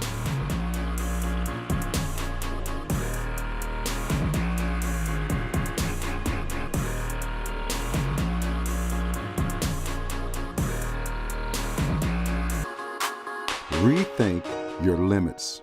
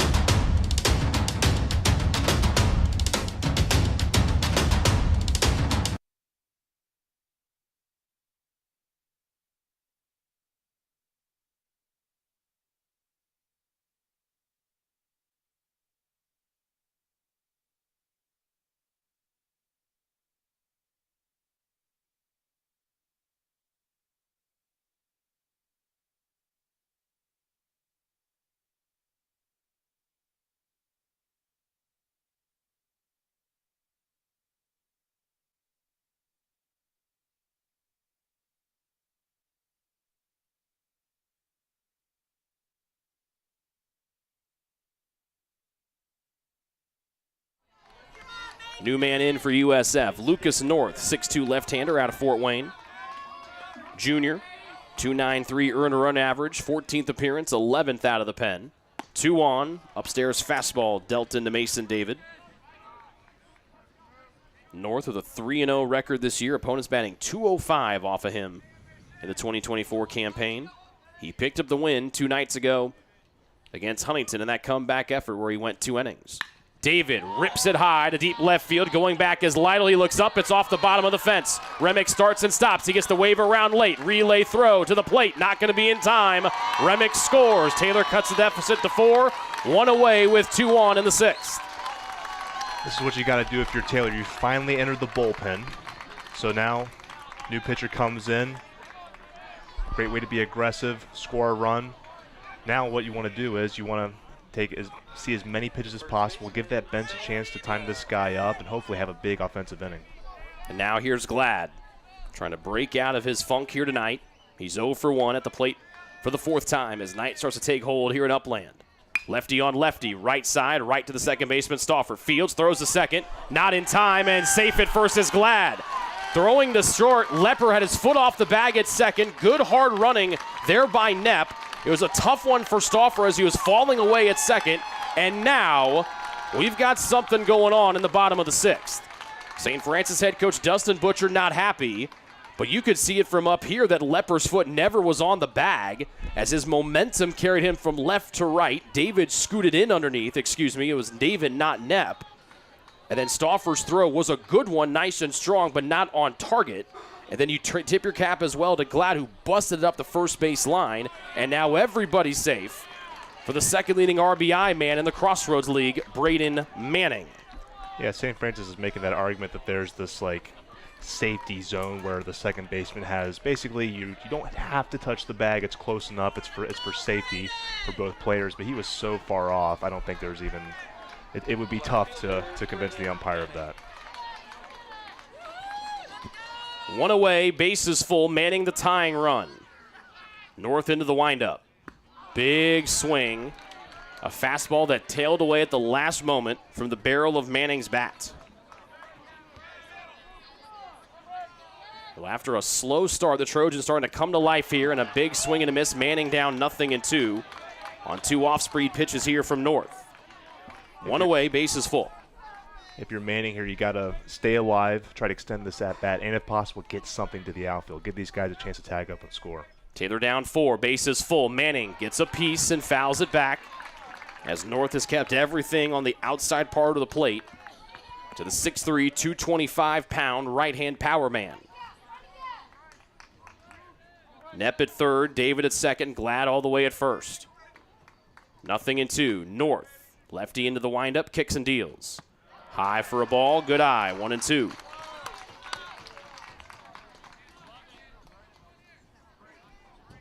Before we're going into this inning, when Lincoln and I were chatting, you mentioned the Trojans have to get to the bullpen. They've done that. Now trying to kick it into high gear. 1 run is home. Nowhere to put Manning as he's down 1-2 though. Curveball paints the outside corner. Manning doesn't like it. Really good pitch there by Lucas North. Started it outside, brought it into the corner, and a looking strikeout, the first one for North out of the pen.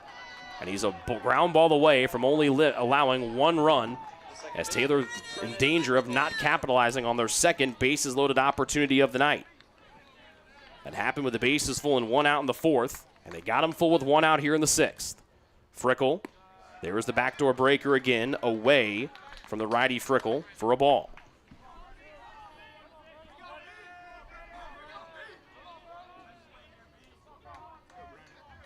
Siren, the starter, goes 5 1/3. Frickle chases a 2-seamer away, 1-1. I think chase is the right word there, Rick. St. Francis' approach has been some off-speed just outside the zone, trying to get these over-anxious Taylor hitters who are very eager to put a good bat on the ball to chase some pitches that are very enticing, but they're not good pitches to swing at. Third one misses away, 2-1. A base hit could cut the deficit to 2. Bases juiced full of Trojans. 2-1. Whew. That was close.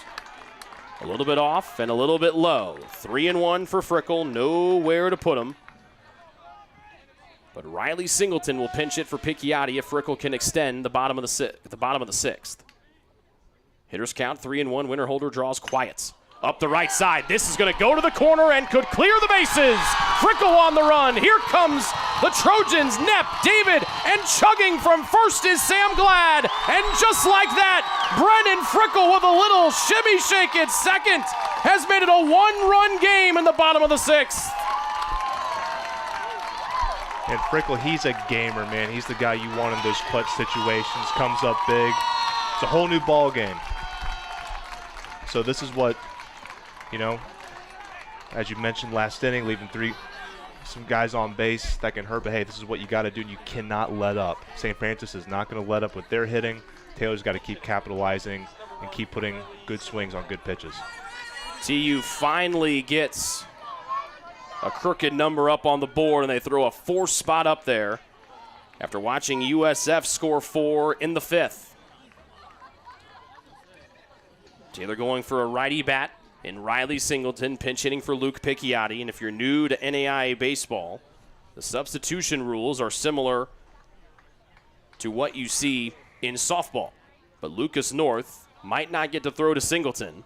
Remember, Andrew Kent, the right-hander, was up warming up in the pen for some time. Dustin Butcher, the head coach of USF, has called the entire blue infield in. Kent looking on from that bullpen mound. And North gets to stay in here with a tying run at second, and Singleton stepping in. Until the hot streak of recently by Fletcher Remick, Singleton had looked to take a stranglehold on the DH position. All he did was have a breakout series with 2 monster Stantonian home runs, one that went 3/4 of the way up on the batter's eye for a grand slam against Iwu back in the middle of April. He represents the go-ahead run at the plate here against Lucas North. Singleton, 6'1" freshman out of Evansville. A 3 RBI double for Frickle has brought Taylor to within 1 with 2 away in the 6th. Lefty on righty, North home. Letter high outside for a strike. The folks in purple don't like it. Singleton with a .264 average. 2 away, bottom of the 6th. Taylor trying to tie it here at 7. Singleton watches one miss about a ball away. Ball whipped away, 1-1. Singleton batting for Picchiotti, who's 0 for 3 tonight.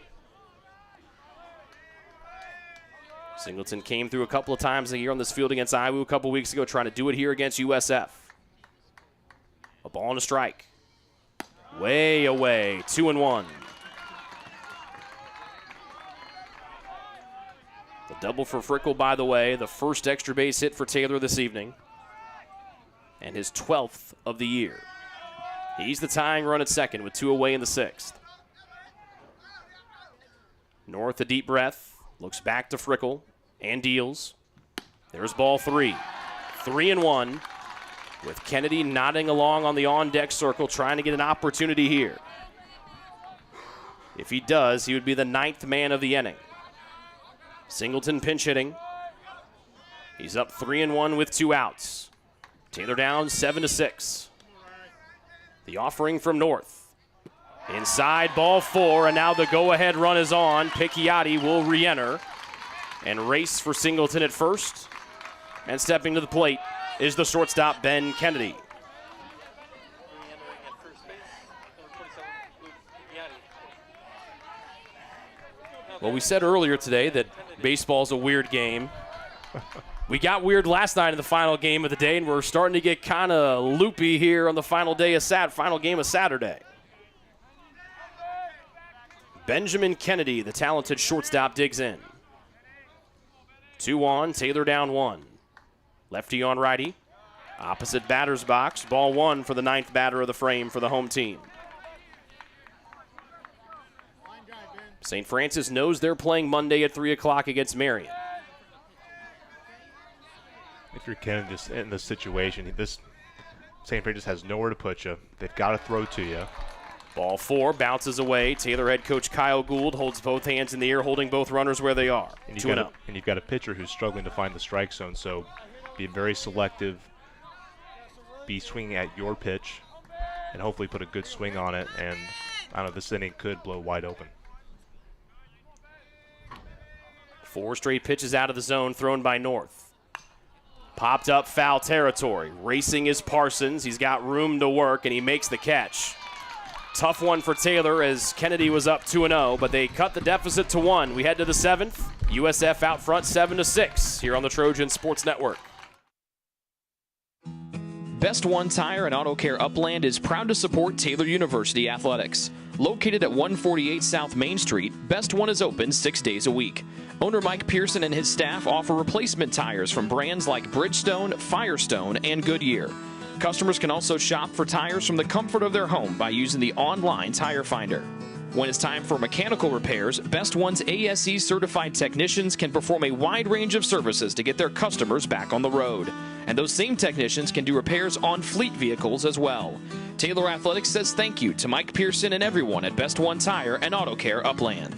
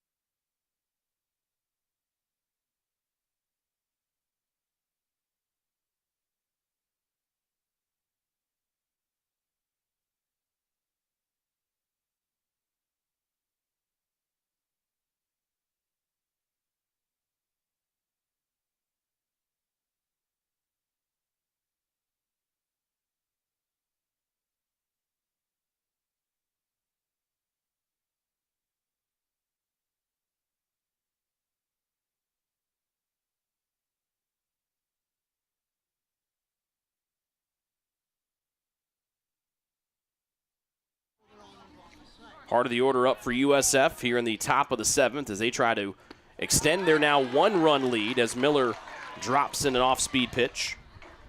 And pace has been a thorn in Taylor's side tonight. He's driven in 2, including a double his last time up, also scored.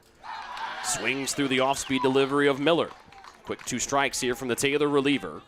A 3 RBI double from Brendan Frickle has gotten Taylor back to within 1 after their offense was stuck in neutral for pretty much the whole night. Pesa pops it up. That one gets out of play.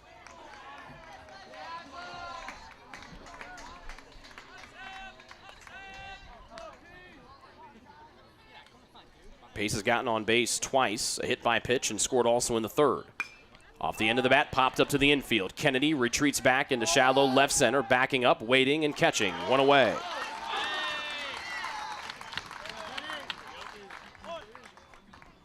And now here's Nick Parsons, the first baseman. Double barrel action going on in the Taylor pen. Jack Ross and Dalton Swinehart.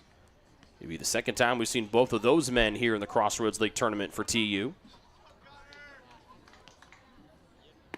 Miller a strike inside as Taylor has answered the majority off-speed throwing that USF has dealt tonight with one of their own in their back pocket.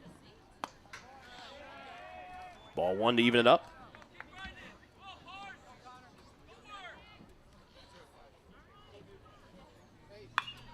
Parsons screams her foul out of play to the left. 2 strikes on him. A 7-6 USF lead. They had scored 6 unanswered. 2 in the 3rd, 4 in the 5th to take that stranglehold 7-2 lead, and then Taylor finally got to the bullpen. 1-2, fouled off on the hands, Parsons. Redshirt senior out of Ontario, Canada, 6'4". His game-tying solo blast last night gave him the single-season record for home runs with 16 for USF. As the Cougars come into tonight, winners of 14 of their last 15. Finished the regular season 12 of 13 victorious. Had won 12 in a row before slipping up in the final game of the regular year. 1-2, Parsons sits on the inside and rips her foul. Landing that one on the football and soccer stadium turf. 2 ribbies tonight for Parsons. Sack fly in the 3rd, RBI single in the 5th. 1-2 again. Parsons fouls it to the right this time with the backstop netting catching it.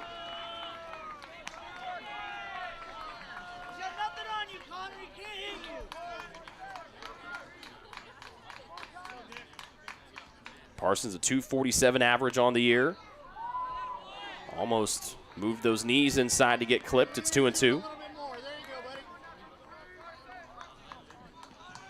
1 away, nobody on. USF clinging to a run lead. Miller deals a 2-2. Parsons a skyrocket high, dancing towards the left field fencing. 3 guys running after it, and it won't just sail out of here. It'll sail out of here with great distance.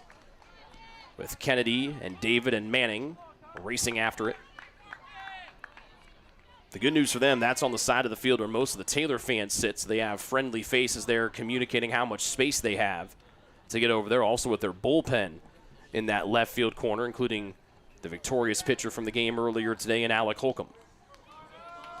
This is the 9th pitch that Parsons will see from Miller here in the 7th. Ripped left side, just over the jumping David into left field. Should be extra bases for Parsons. He rounds first as Manning slips slightly in the left field corner. It's a 1-out double for Parsons. A good job from him as he sat back and was able to sit back and lift one into left field after fouling off 4 pitches with 2 strikes.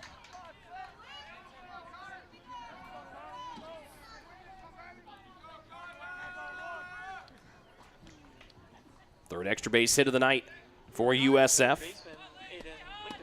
A 2-for-2 night for Parsons to go along with the sac fly and the hit by pitch. Jacob Caruso calls time. And he'll walk out to have a chat here with Connor Miller, probably just to try to give Ross and Swinehart more time to get warm. If they enter, it would be the second time we've seen them today. They both pitched yesterday in the tough come-from-behind win for Huntington against Taylor. The batter will be Aiden Lichtensteiger, the third baseman. Swinehart is ceased his warm-up tosses, but now using a Theragun trying to loosen up his muscles. And Taylor head coach Kyle Gould comes out, and Jack Ross will be summoned here to replace Connor Miller. But a tip of the cap to the junior reliever, making just his 9th appearance of the year, was able to stem the tide here for the Trojans before the offense was able to come to life in the bottom half of the 6th. We'll take a break and come back with more next. This is the Crossroads League Baseball Tournament on the Trojan Sports Network as Miller gets a rousing round of applause. It's true. Many of us spend more time thinking about what's for dinner than thinking about retirement.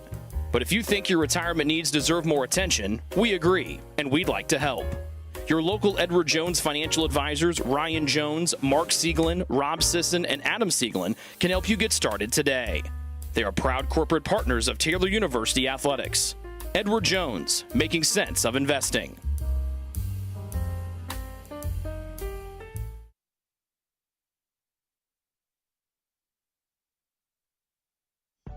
Greek's Pizzeria in Upland opened its doors in December of 2017. Over the years, there have been more than 140 Greeks opened across the country, with 24 Indiana locations. When it comes to pizza, Greeks offers customers the option to create their own pizza or to try one of Greek's specialized pizzas. Greeks uses fresh, homemade, hand-tossed dough, Greek's Italian sauce, select blended cheeses, gourmet toppings, and the same method of preparation since the first restaurant opened in 1969. The kitchen can also whip up a sandwich served on fresh French-style bread, or it can put that sandwich into a pizza shell wrap.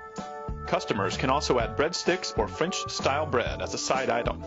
Greeks also offers a selection of salads and assorted dressings as well. Greeks is located just off Main Street in Upland and is a proud supporter of Taylor University Athletics. Greek's Pizzeria, it's our taste.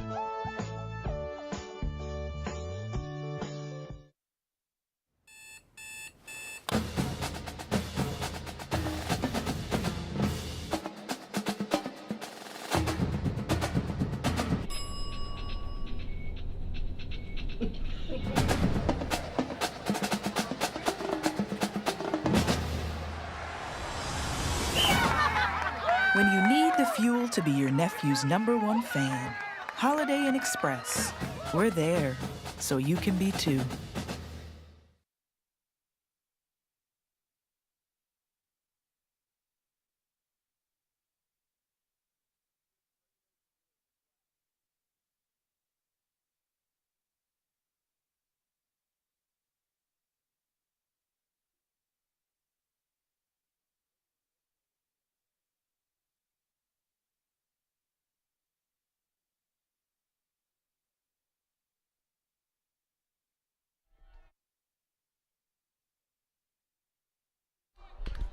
Jack Ross, the second-team All-American from a season ago, comes in here after Connor Miller was able to stem the tide between the 5th, 6th, and here early in the 7th.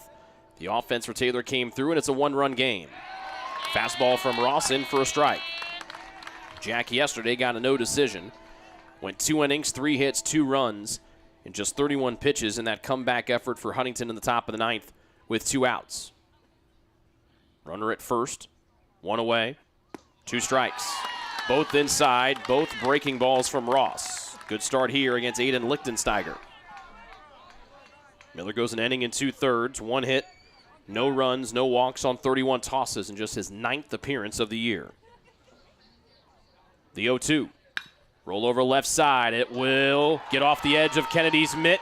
Rolling into left, stopping its third base will be Parsons. And now it's 1st and 3rd. A little indecision there on the left side. It really, with that slow pace, is a tough decision for David and Kennedy to make there at short, and it bounces away from the diving effort of Kennedy. That's a great effort there by Kennedy. By just stopping that ball, he probably saves a run. The catcher, Eli Riley. We've said that a couple of times that Kennedy has done that here throughout the league tournament. So a hit off of Ross. That's his 3rd one tonight for Lichtensteigers. He's 3 for 4. But a ground ball double play gets Taylor out of here, still down 1. Eli Riley, the catcher, though, has other plans for USF. Leans away inside, missing him for a ball. Depending on how St. Francis wants to play this 1st and 3rd, 1 out, tight ball game, they want to get that guy at third home. So it'd be interesting to see what they do with the first base runner, if he's going to try to draw a throw from Caruso, try to get in a pickle, try to make something happen if this at-bat doesn't quite go how they hope. Nub to the right, foul ball makes it 1-1. The runner is the first baseman, Parsons, but we have seen him sprint it out a couple of times here, so some decent wheels for the Canadian elder statesman. Ross leans over his left shoulder, looks back to first.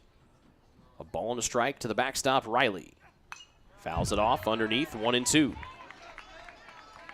Just one hit tonight for Riley. That was the 2-run home run back in the 5th. That capped that 5-run frame for USF as they look to blow this thing open before Taylor answered with 4 of their own in the 6th. Easy enough for me to say. Ball and a strike to Riley. Ross deals out of the stretch. Runners stay, and another foul ball sent out to play by Riley.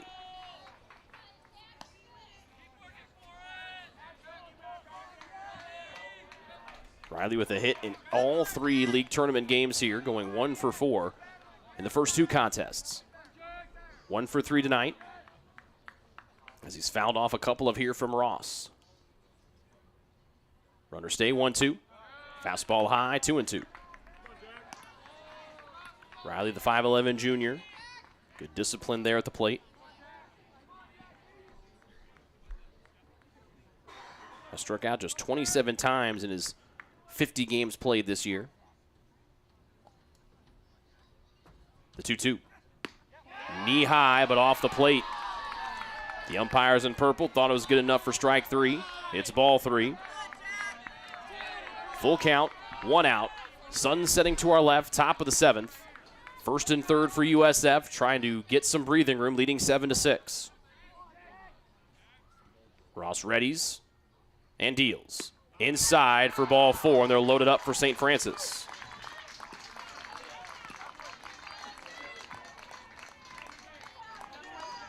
Just the second walk a Taylor pitcher has issued here this evening. Taylor head coach Kyle Gould shouting instructions. Sounds like the Trojans, rightfully so, will be coming home with anything hit to the infield. Glad has walked 3 steps in from the first base side of the turf. Won't even worry about holding on Riley.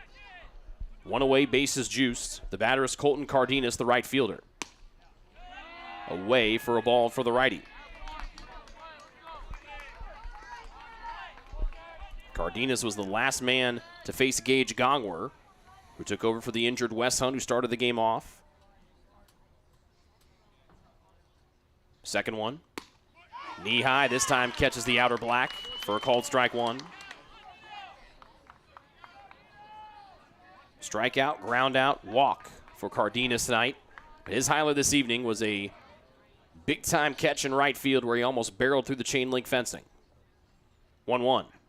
Sawed off to the infield, coming forward Ross, and he fields his position nicely, pouncing off the mound like a panther in the jungle, 2 away. Who says pitchers aren't athletic, Rick? Not me. Particularly now with us. How do these guys throw? I'm not trying to have a fastball. I'm trying to have a ball whiz by my head when I'm walking to the student center to get some lunch on the sidewalk.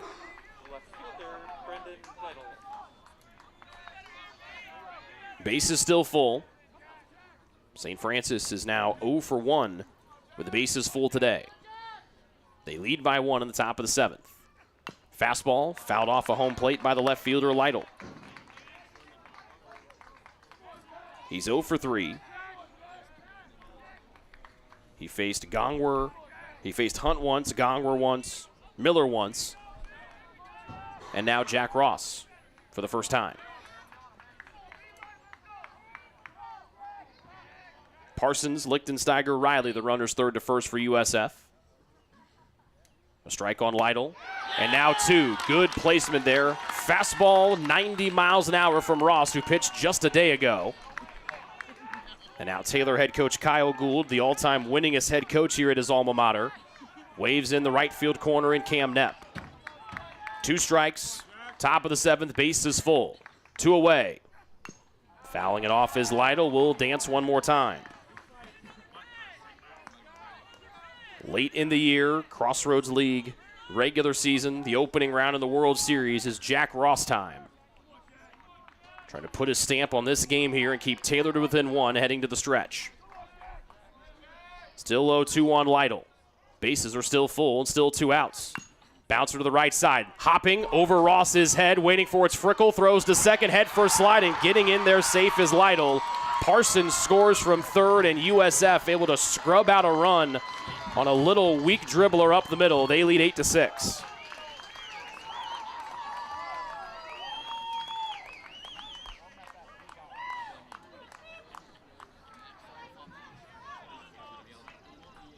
Now batting the second baseman. It wasn't pretty, but it counts just the same in the scorebook.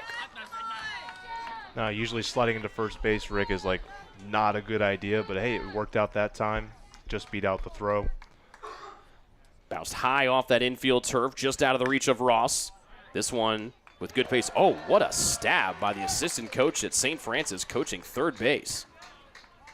Didn't even blink. Didn't even blink. Finally coiffed with a fine mustache and stabbed that down with the left hand. Foul ball here from Callan Stauffer. He's 1 for 3. And the base is still full of Cougars, so they now lead by 2. Ross, low and away, good stab, sliding to the right was Caruso. 1 ball, 1 strike. Stauffer singled in the 4th, but then got thrown out trying to steal second by Caruso. The second man that Caruso has gunned down today and in the tournament. 1-1. Fastball to Letters. Good job by Caruso to pull it down into the zone. 1-2. So the infield single from Lytle has given USF a 2-run cushion. Base is still juiced. Still top of the 7th and still 2 away. Sun setting to our left. The 2-strike pitch. Swing and a miss.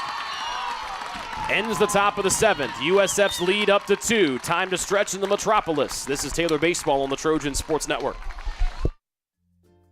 Ivanhoe's has been serving Taylor students since 1965, when Ivan and Carol Slane purchased the restaurant.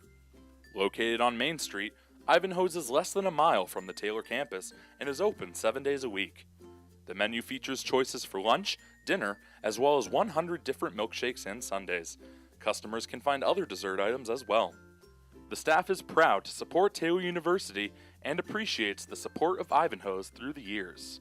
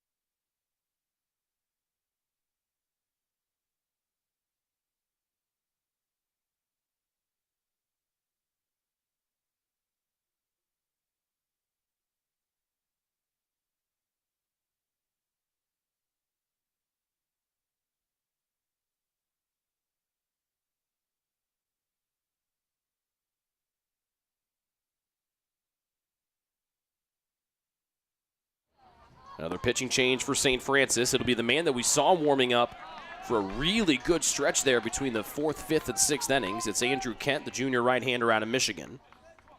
He takes over for Lucas North, and he faces off with Fletcher Remick. Taylor down 8-6 here in the bottom of the 7th. A very interesting conversation going on between 20th-year Taylor head coach Kyle Gould and his 6th-year pitching coach Justin Barber on the left side of the infield. Curveball misses high from Kent, and Remick ahead 2-1.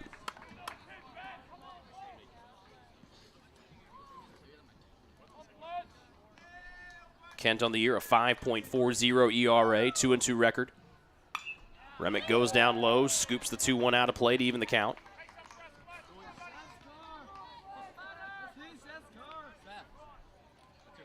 He's been a revelation here the last couple of weeks, providing strong at-bats out of the 8 spot in his designated hitter role. 2-2. Away for ball 3. And the highlight man from the game earlier today, Luke Sutter, waits on deck. He'd love to have an opportunity to tie it here. He needs Remick to get on, though, to have that opportunity. It's 3-2 against Kent, fresh out of the pen. And there's strike 3, delayed call in a big way by Nick Marple. Good frame there from Riley. And there's 1 out. And the Taylor fans don't like that one, as Luke Sutter will pinch hit here for TU.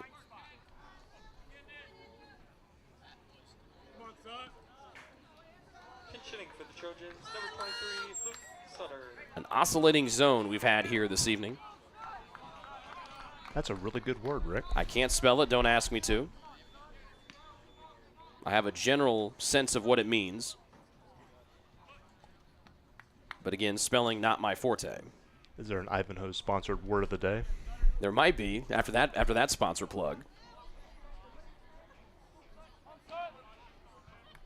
We're still trying to work on the sponsored mound visits. We're still waiting for Noah Huseman to give us his $20 that he promised.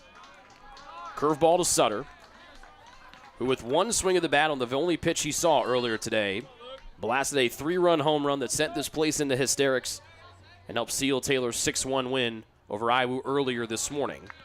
It wasn't just the first home run of Sutter's college career, it was the first home run of his life. We overheard his father telling somebody as he walked by in between games. 1-1 here to his young man. 1 away, Taylor down by a deuce.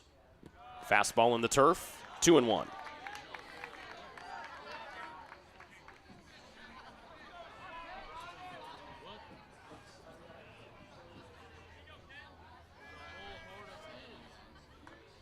Pitch from Kent. Curveball.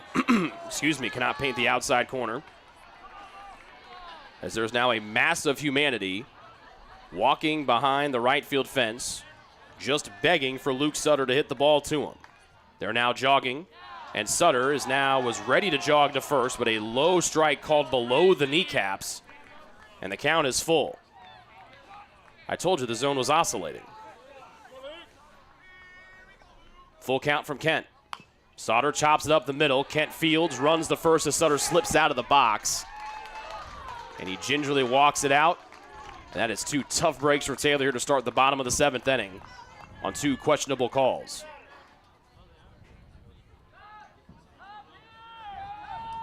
Two away for Cam Knepp as Kent tries to get a 1-2-3 bottom of the 7th here and keep USF ahead by 2. The right fielder, Cam Knepp. It would be just the second 1-2-3 inning of the night for USF pitching. 5th time up for Knepp, their leadoff man. And a curveball the Trojans have seen a hefty amount of tonight. Starts him off with a strike on the outer third. 1 for 2 night for the right fielder. RBI single and a pair of walks. This one well below the knees, 1-1.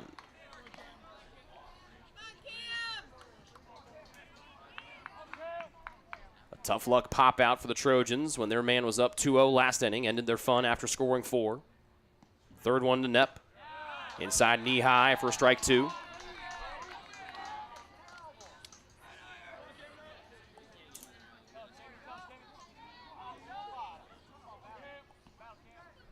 They're trying to get another 2-out hit here and extend the bottom of the 7th as they trail 8-6. The 2-strike pitch. Knepp lifts it into left field. Going back is Lytle. Races, he skips and makes the catch in deep left. A 1-2-3 bottom of the 7th. We head to the 8th. Taylor still down 2 on the Trojan Sports Network.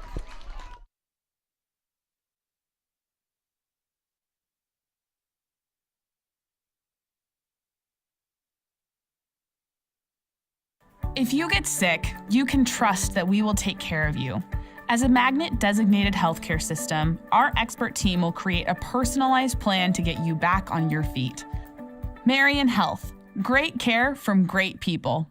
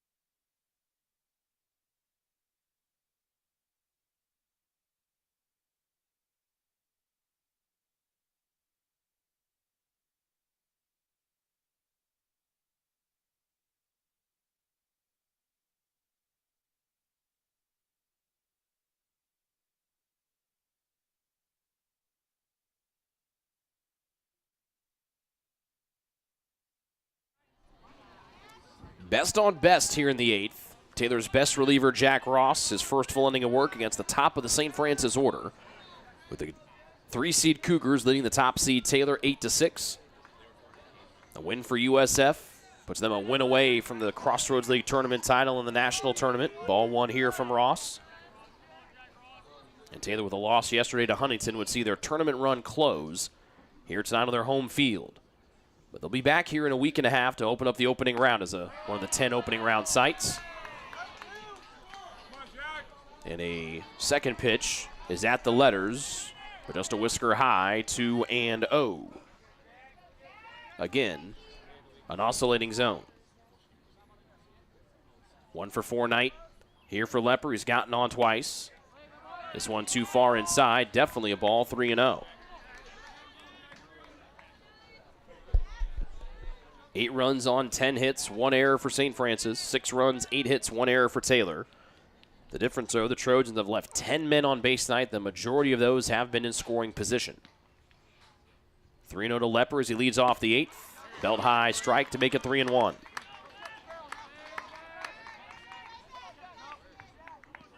Marian University waiting in the wings. They'll play 3 o'clock against St. Francis, either for a winner go home semifinal or a chance to win 2 and go to the tournament title. Bouncing up the middle is Lepper, his second hit of the night, and the leadoff man on for USF for just the 3rd time this evening.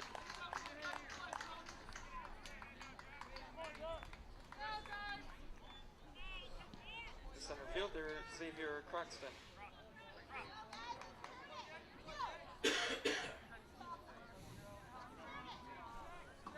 Taylor has not turned a double play here tonight. Did not turn one earlier today. As Ross taking a look at the PitchCom system on his left wrist.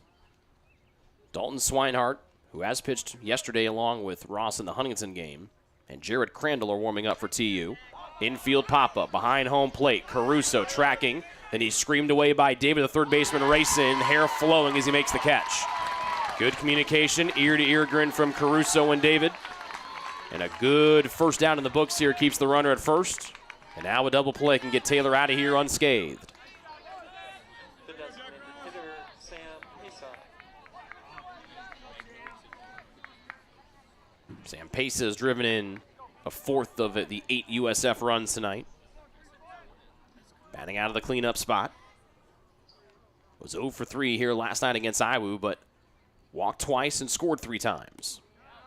A low fastball sliding to his right to stop it as the catcher Caruso for TU.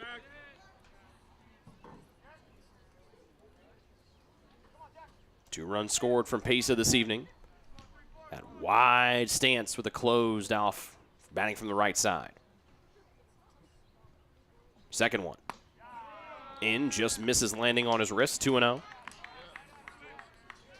The last couple of innings, Winterholder Field, that is at capacity here in the seats down below us, and people strung out on both sides of the chain link fencing here at the beautiful complex, has gotten quieter than when no one is here during the week. There are hundreds of eyes looking on here. Belt high strike on the outside, 2-1.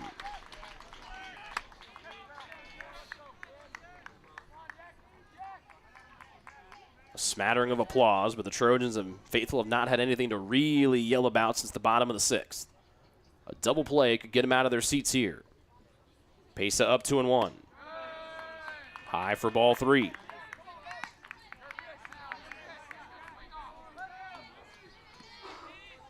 Sack fly, hit by pitch, RBI double for Pesa. He popped out his last time to Kennedy when he led off the 7th. 1 away, 1 on here in the 8th. 8-6 USF the advantage. Letter high strike on the outer half, called for strike 2. Full count for the USF designated hitter.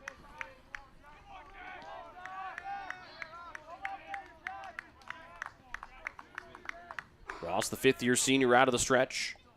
Payoff, runner stays in the air, stays in the vicinity of the park.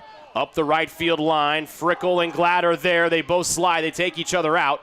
Glad catches, he throws back into the infield. Frickle slow to get back to his feet as he now rolls over and sits back up as he and Glad chat over on the right side in foul ground. Knepp, the right fielder, comes in, gets Frickle's cap. Advancing to second base is Lepper. Taylor head athletic trainer, the defending Crossroads League Athletic Trainer of the Year, Casey Hackman, looking on, trying to make sure that everybody's okay. Again, if you're wondering where Caleb Colpine has been, he's missed the better part of a month with an upper body injury after having an outfield collision with Cam Knepp. We have not seen the man that was on pace to break the career hits record by the end of this 2024 year. And Taylor's had a couple of near collisions here a couple of times in the two games today. So with all of that, it's a long pop fly foul out to Glad. Lepper's at second, 2 away for Nick Parsons.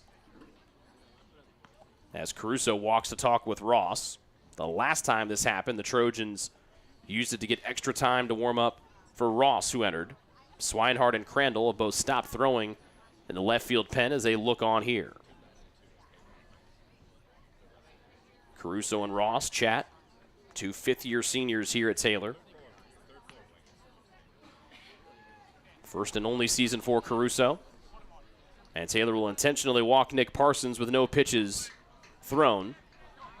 That gets an out at first, second, or third with 2 away here in the 8th.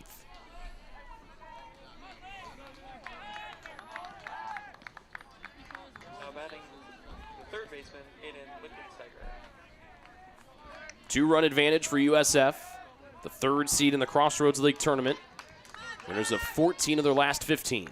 The only unbeaten team remaining in the Crossroads League Tournament. They're a win away from playing for the title on Monday. First pitch strike, slider on the outside to Lichtensteiger. 0-1. Taylor in the same boat. They win here. They play at 6 o'clock against the winner of St. Francis and Marion that are going to play either way at 3 o'clock. The stakes, though, were the only thing they were trying to figure out. Roll over left side, foul into the Taylor dugout. Strike 2 on the USF third baseman. A 0 in the top of the 8th would be monumental for the Trojan cause as they trail by 2. 2 on with Lepper and Parsons at second and third for the visitors. Ross readies, kicks and deals an 0-2. High fastball, laying off of it was Lichtensteiger. Good eye from the young sophomore.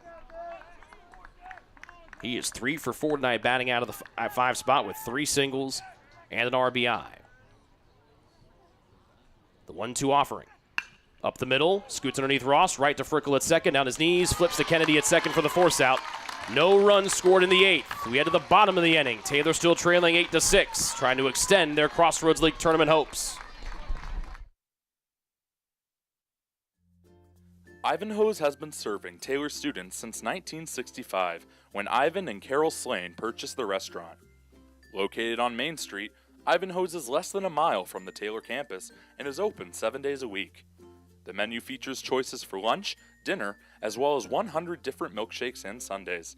Customers can find other dessert items as well. The staff is proud to support Taylor University and appreciates the support of Ivanhoe's through the years.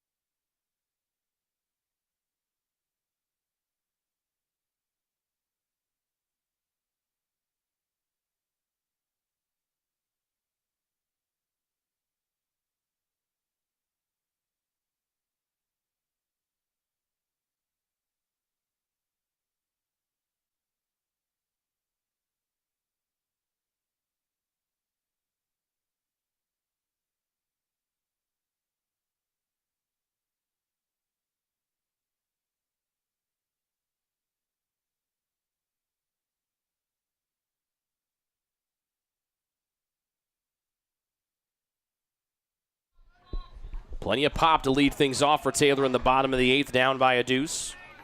2, 3, and 4, David, Glad, Manning. First full inning of work here for Andrew Kent. First one a ball, second one a ball. 2-0 to David. Taylor went down in order in the 7th. Ross able to work out a runner in scoring position with one away here in the top of the frame. Third one to David. Takes on the inside. Smart play here from David. Trying to let Kent come back to him here.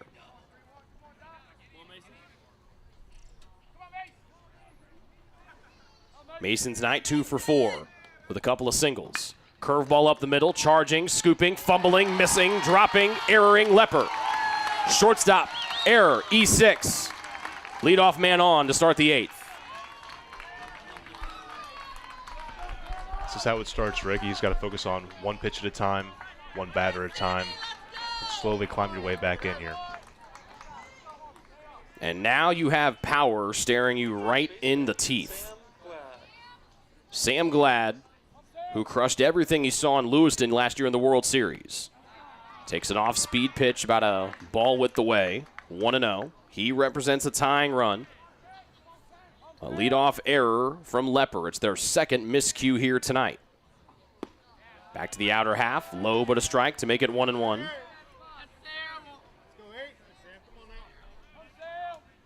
Glad hitless, 0 for 2. Has walked, has been hit by a pitch. Reached on a fielder's choice. In the turf, Riley covers. 2-1 for the lefty power-hitting first baseman who has the team lead in homers with 9. Has not gone deep yet in the Crossroads League Tournament. Kent out of the stretch, the 2-1. Glad slips, the bat slips out of his hand as he fouls it off the end of the bat. Goes to the on-deck circle to the visiting side as USF head coach Dustin Butcher comes out and picks up the twig for Glad. They share a brief laugh as it's 2-2. We had a bat sail away earlier today that helicoptered over the Taylor Taylor third base dugout. David is on first, reaching on an error. 2 balls and 2 strikes to Glad with Taylor down by a pair. Curveball, Glad towards center field. He flips the bat, and we are tied! 8-8 on Sam Glad's 10th home run of the season to dead center field. He throws his arm guard towards his dugout, and he bat flipped to another dimension. 8-all in the bottom of the 8th.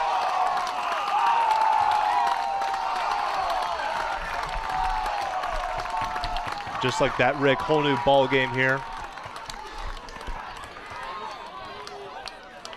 And that is why, folks, my Twitter account is the Sam Glad fan account. It looks like we have new content to add to the socials. Well, an error hurt Taylor in the first, an error hurt St. Francis in the 8th, and there's nobody out for Braden Manning, who takes one low here from Kent.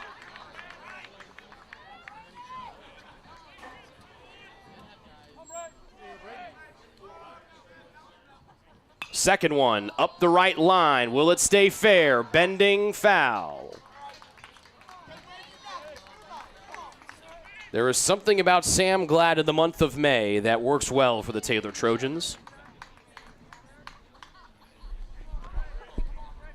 He's got a very powerful swing, and his approach to the plate, I mean, you could tell he knew exactly when that ball left the bat.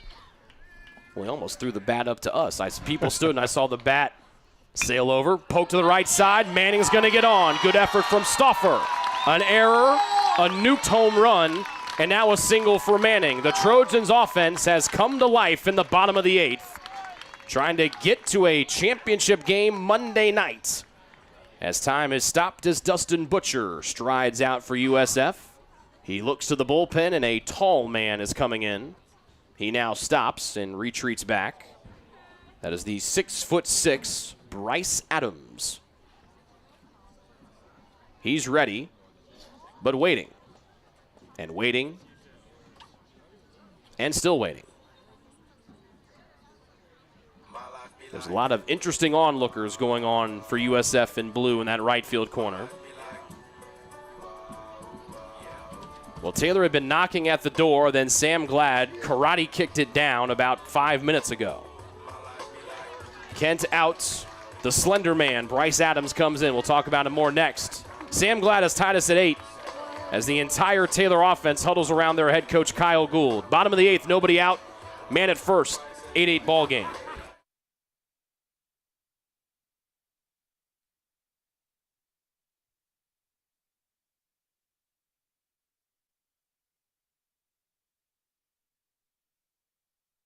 If you get sick, you can trust that we will take care of you. As a Magnet-designated healthcare system, our expert team will create a personalized plan to get you back on your feet. Marion Health. Great care from great people.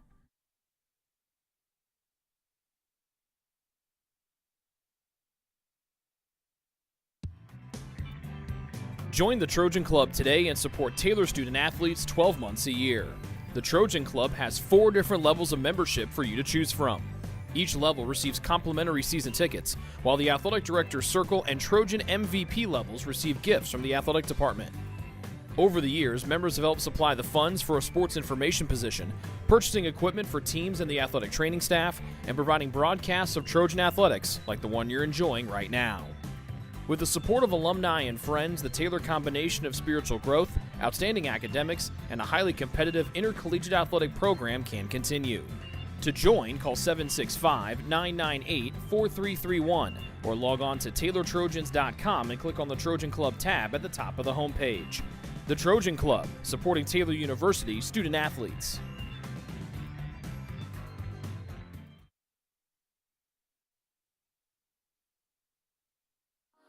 What limits you? Too small, too old, insecure, broken. You have no limits.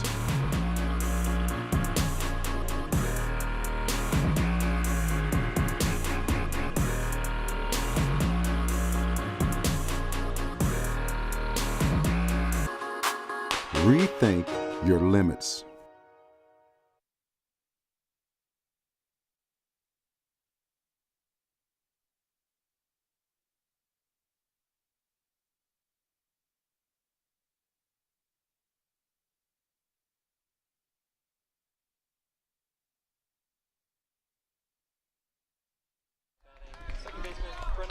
If you're just joining us, you missed a lot. A 102 mile an hour, 412 foot Sam Glad home run has deadlocked us at 8. New man, 6'6" lefty Bryce Adams deals a ball inside here to Brendan Frickle. Taylor has tied the game at 8, bottom of the 8th, nobody out. Manning with a poke single through the right side. He's the go-ahead man at first. Second one. Inside for ball 2.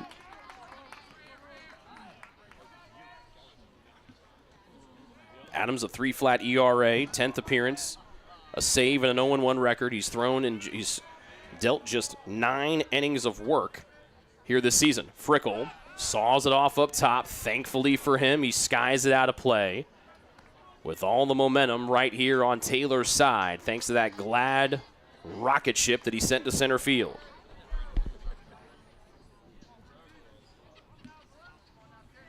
Frickle today, a 3 RBI double his last time up. He's driven in 4 this evening. Curveball sails away, 3-1 here for the home team. 2 for 4 night for Frickle. Good bounce back for him after he went 0 for 4 yesterday against Huntington. Earlier today, all he did was go 2 for 3 with a double and a homer. Hitters count, 3-1, nobody away. Inside for strike 2, Frickle taking the whole way for the crowding righty Texan. David reached on an error, then Glad left the park in a vicious fashion. Payoff pitch for the new man Adams on the hill. Kicks it home. Inside, ball 4. Tight one there from Adams. 2 on, nobody away for the lefty Luke Picchiotti.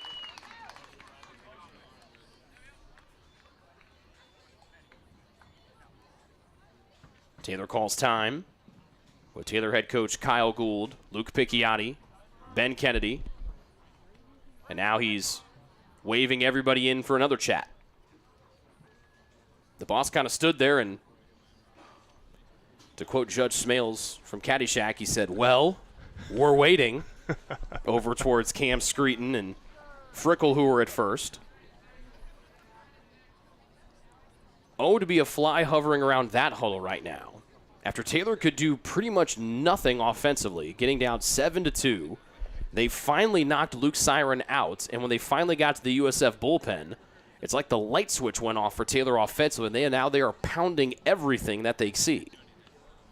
Yeah, typically when you're in the postseason in a conference tournament like this, most teams, their bullpen is pretty, it can become stretched thin. So if you can get past the starter, get into the bullpen, and start to unravel the pen, sometimes that's when the offensive wheels start to really turn. And we're starting to see that here with Taylor, but there's a lot of different things you can do offensively here. You can try to lay down a bunt, try to hit a guy over, but it looks like St. Francis is definitely anticipating some bunt action.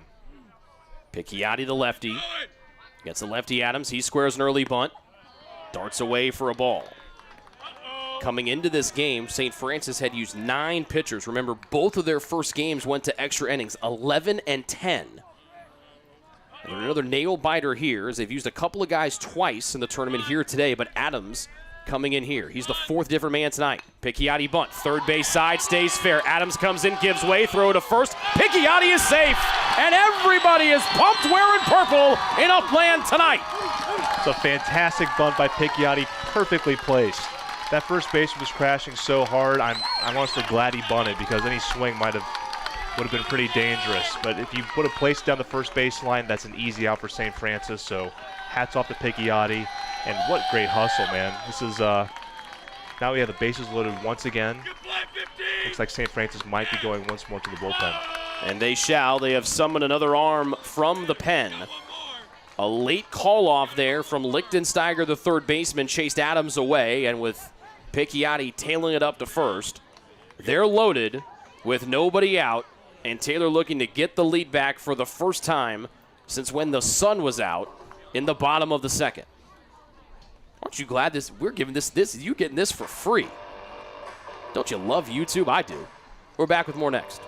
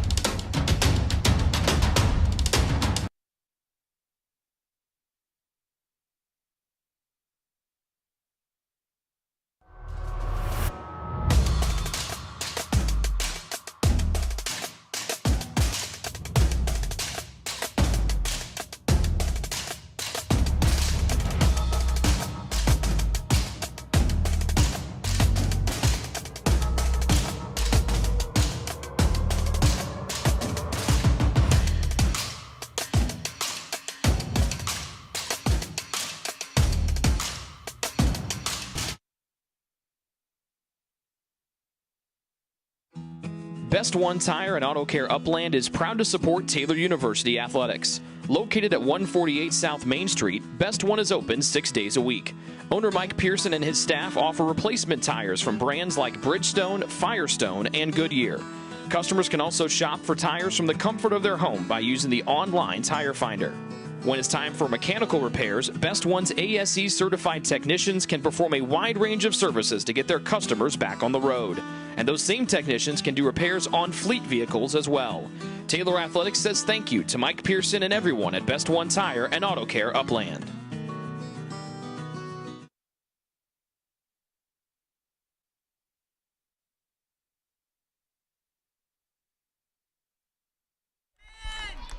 Bases loaded for the third time tonight for Taylor. They have tied the game at 8 thanks to Sam Glad. Nobody out, bottom of the 8th. Ben Kennedy versus the new man, Blaine McCray, who dots one to the outside corner. And a called strike here for Kennedy. Kennedy's a guy who usually has pretty good plate discipline. I expect to see him taking as many pitches as possible, but you got to get the ball out of the infield. First and third are going to be coming home. Middle's going to be looking to turn 2. Popped up right side, bending foul. Kennedy was up with 2 on, and momentum on Taylor's side back in the 6th, and they cut it to 1. He popped out in foul ground when he was ahead 2-0. He's 0 for 4 on the evening. And he's down 2 strikes here with Manning the go-ahead run at third base and 2 more guys ready to get hot on his heels. 0-2 from McCray. Letters, but up. Riley tried to pull it in. It's ball. 1-2. You're right, Rick. The zone is oscillating. Frickel and Picchiotti, the other 2 men out there. Nobody out, bottom of the 8th, tied at 8. Low for ball 2. Good eye there from Kennedy, who you know wants to do nothing more than find a gap in the outfield and break this 8-all tie. Taylor needs a win to play Monday. Kennedy sits on a breaker and fouls it off to stay alive at 2-2. USF knows they're playing Monday. They even know who they're playing on Monday. They know they're playing Marion at 3. They just don't know the stakes. 2-2. Nobody out for the shortstop, Kennedy. Hits it up the middle towards center field, and it is caught. Sliding catch from Xavier Croxton. He throws it in wildly, but Manning scores on a sac fly, and the Trojans take the lead as Croxton slides and saves, and multiple runs coming home, but the Trojans lead 9-8. That's just great baseball on both ends. Great at bat by Kennedy. And ball just missed dropping in because it was a fantastic play by the center fielder going all out. Saved another run from scoring. That closes the book on Andrew Kent, who gave up the home run to Glad earlier. Leaning out of the way, Fletcher Remick, who's been a revelation here in the last 3 weeks. A ball inside, and he has been a force this evening. 2 for 3 with a couple of singles. 3 runs in the bottom of the 8th. Taylor has taken a 9-8 lead. Remick towards deep center field. Croxton goes back. He camps underneath, comes forward. Frickel's going to test his arm. A good throw from Croxton. Sliding in, it's off target, and Frickel is safe.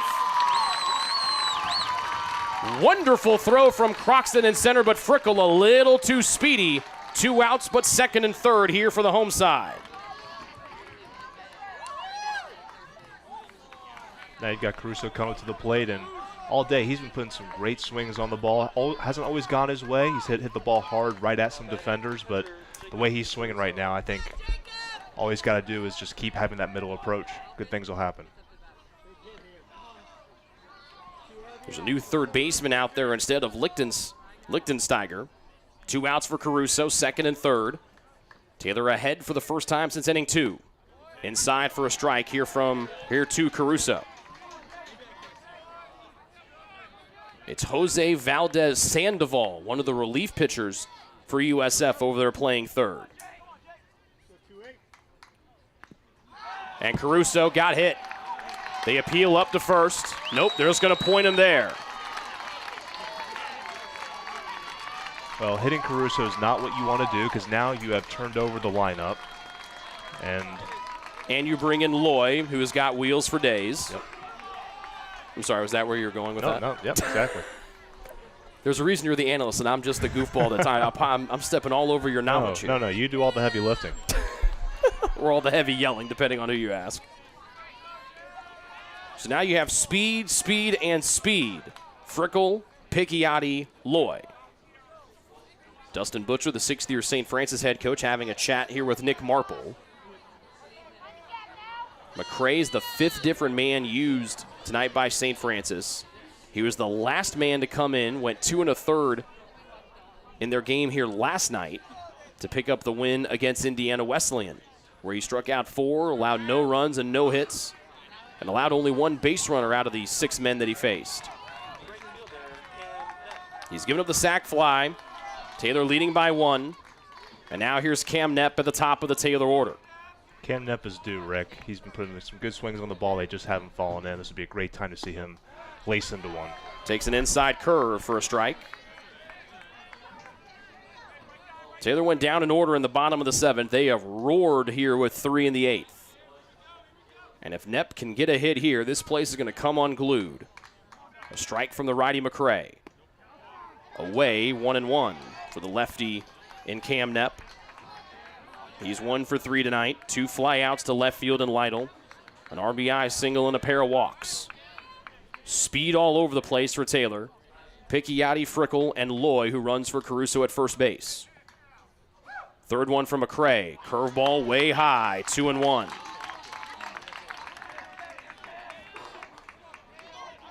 $11 hits aside for the two teams here tonight.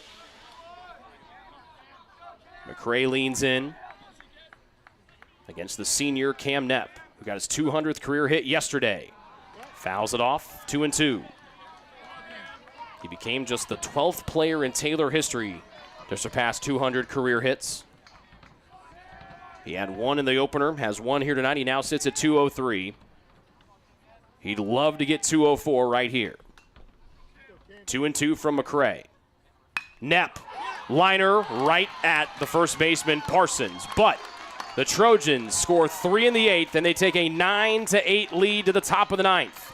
Dalton Swinehart comes out to try to slam the door and send Taylor to the championship game Monday night. That's next on the Trojan Sports Network. It's true. Many of us spend more time thinking about what's for dinner than thinking about retirement. But if you think your retirement needs deserve more attention, we agree, and we'd like to help. Your local Edward Jones financial advisors, Ryan Jones, Mark Sieglin, Rob Sisson, and Adam Sieglin, can help you get started today. They are proud corporate partners of Taylor University Athletics. Edward Jones, making sense of investing.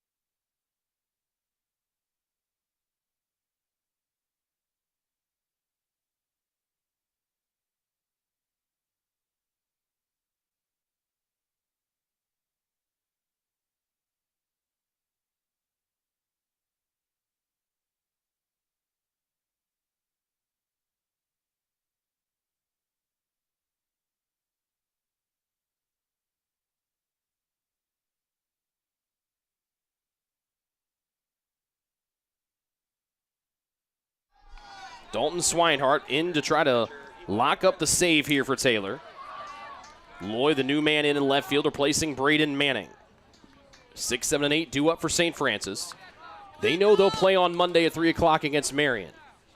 They're down 9-8, and Swinehart starts off with a 91-mile-an-hour gasser past Riley's swinging bat. Swinehart took the loss the last time we saw him, coming in yesterday, giving up 5 hits, 5 runs, only 1 earned. As Huntington came back with their season on the line, there's strike 2 at the belt. They scored 7 runs with 2 outs in the top of the 9th yesterday. Taylor head coach Kyle Gould talked to Swinehart last night, reminding him about how he had a bad outing to end the year. 0-2. Popped up the right line. Trying to straighten it out as USF, but it bends foul in front of their own bullpen. He mentioned, and you and I were here for this outing, he got knocked out early in that opening round. He came back in and started what would be the opening round clinching game against Point Park. It was a man on a mission. Kyle Gould spoke it into fruition, and now Swinehart with an opportunity here to duplicate what he did as night takes hold here in Upland. Riley tonight with 2-run home run and a walk. Inside, fouls it up, right side foul territory. Glad races after it, runs, dives, and he just missed a diving catch. Still 2 strikes on Riley as he gets new life.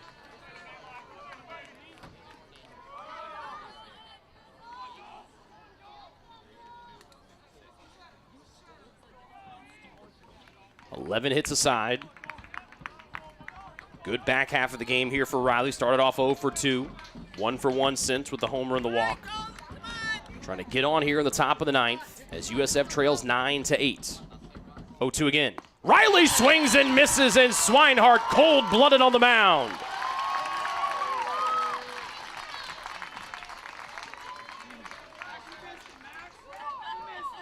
The right fielder, Colton Cardenas. Just the 4th strikeout for Taylor pitching tonight. And here's Colton Cardenas.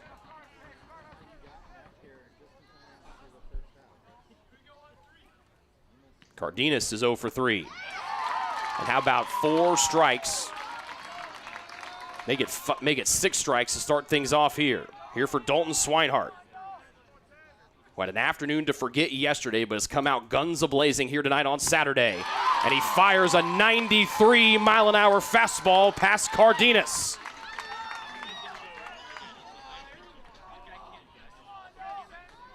(9-8) the hole for USF in the ninth. Swinehart rocks and fires. 93 again. This is a guy that threw yesterday and is coming back and throwing harder than he did a day ago.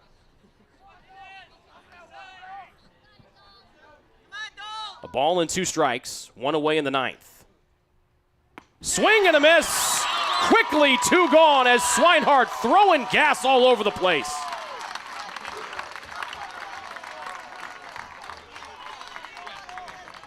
Taylor an out away from Monday night's championship game as those in purple start to rise towards the edge of their seats. A loss does not end the year for USF, but they'll have to win Monday at 3 to try to meet Taylor again. Lytle, the last man standing. High above the letters, Caruso pulled it in. The fans have seen Caruso pull that in for a strike a couple times tonight. Cannot do it here. 1 for 3 is Lytle. First ball that Swinehart has thrown. To the right side, Frickle right at him, a bouncer, fields, sets, fires, and the Trojans win! And they're off to the title game Monday night as Swinehart comes in and gets the save, his 5th one this year. 9-8 the final. What a fantastic inning by Swinehart. Attacked the zone with authority. And this was a game with a lot of drama, a lot of ups and downs. Taylor's offense came alive there at the end. That Sam Glad home run. Wow. What a moment that was. And yeah, we'll see you all Monday night. We will see you Monday night against Marion or St. Francis. Swinehart gets the save, Ross the win. That's Swinehart's 5th save of the year, Ross his 3rd win. And we're going to have a very happy Kyle Gould to talk with, I think, here in a few moments in front of this capacity crowd here tonight. Taylor picks up their 40th win of the year. Fun side note is the first time that a Taylor baseball team has won 40 games without Trevor Booth as a part of the roster, whether as a player or a coach. He left us. He got married. He's great. We love that. He's living life. He's fantastic. But that was our question. We're like, well, Taylor baseball's never won 40 games this season without Booth. Until now. We still have time to fundraise for the Trevor Booth Memorial Dome in case you'd like to give. And we're off to the Ivanhoe's postgame show. 40-14 are the Trojans. Trying to go into the opening round with double hardware. Regular season champs, and they're a win away from the tourney title coming up Monday nights here on the Trojan Sports Network. And a dog pile mob has been started on the third base side for the 2nd time today for the purple and gray. Ivanhoe's postgame show next. Trojan Sports Network, don't go away. Greek's Pizzeria in Upland opened its doors in December of 2017. Over the years, there have been more than 140 Greeks opened across the country, with 24 Indiana locations. When it comes to pizza, Greeks offers customers the option to create their own pizza or to try one of Greek's specialized pizzas. Greeks uses fresh, homemade, hand-tossed dough, Greek's Italian sauce, select blended cheeses, gourmet toppings, and the same method of preparation since the first restaurant opened in 1969. The kitchen can also whip up a sandwich served on fresh French-style bread, or it can put that sandwich into a pizza shell wrap. Customers can also add breadsticks or French-style bread as a side item. Greeks also offers a selection of salads and assorted dressings as well. Greeks is located just off Main Street in Upland and is a proud supporter of Taylor University Athletics. Greek's Pizzeria, it's our taste.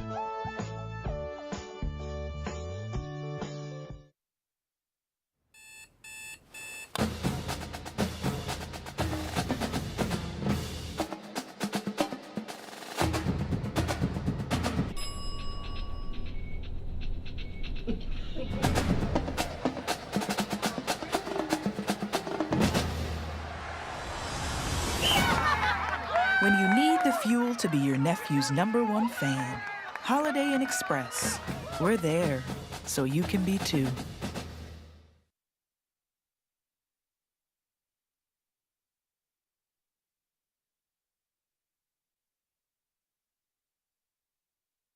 If you get sick, you can trust that we will take care of you. As a Magnet-designated healthcare system, our expert team will create a personalized plan to get you back on your feet. Marion Health. Great care from great people.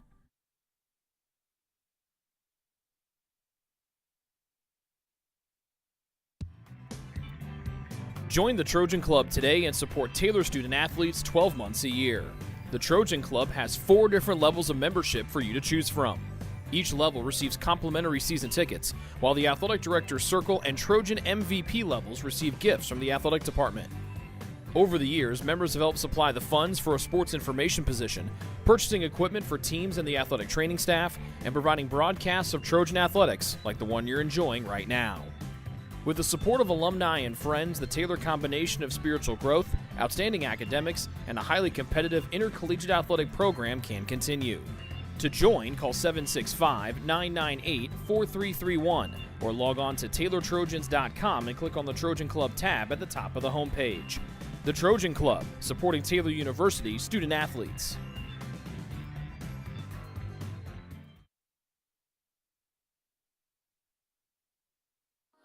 What limits you? Too small, too old, insecure, broken. You have no limits.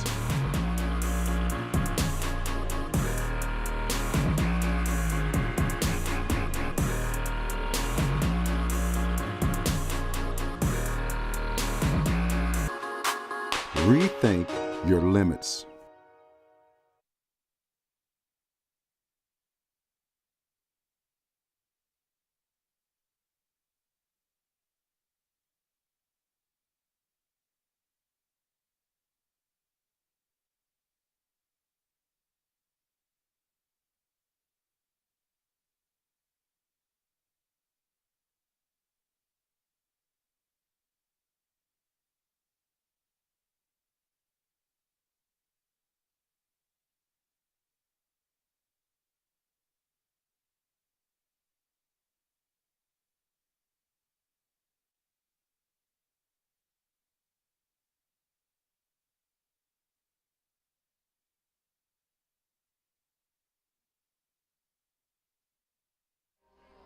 Welcome back to the Ivanhoe's post-game show. Second time we get to talk to Taylor head coach Kyle Gould, both after wins today.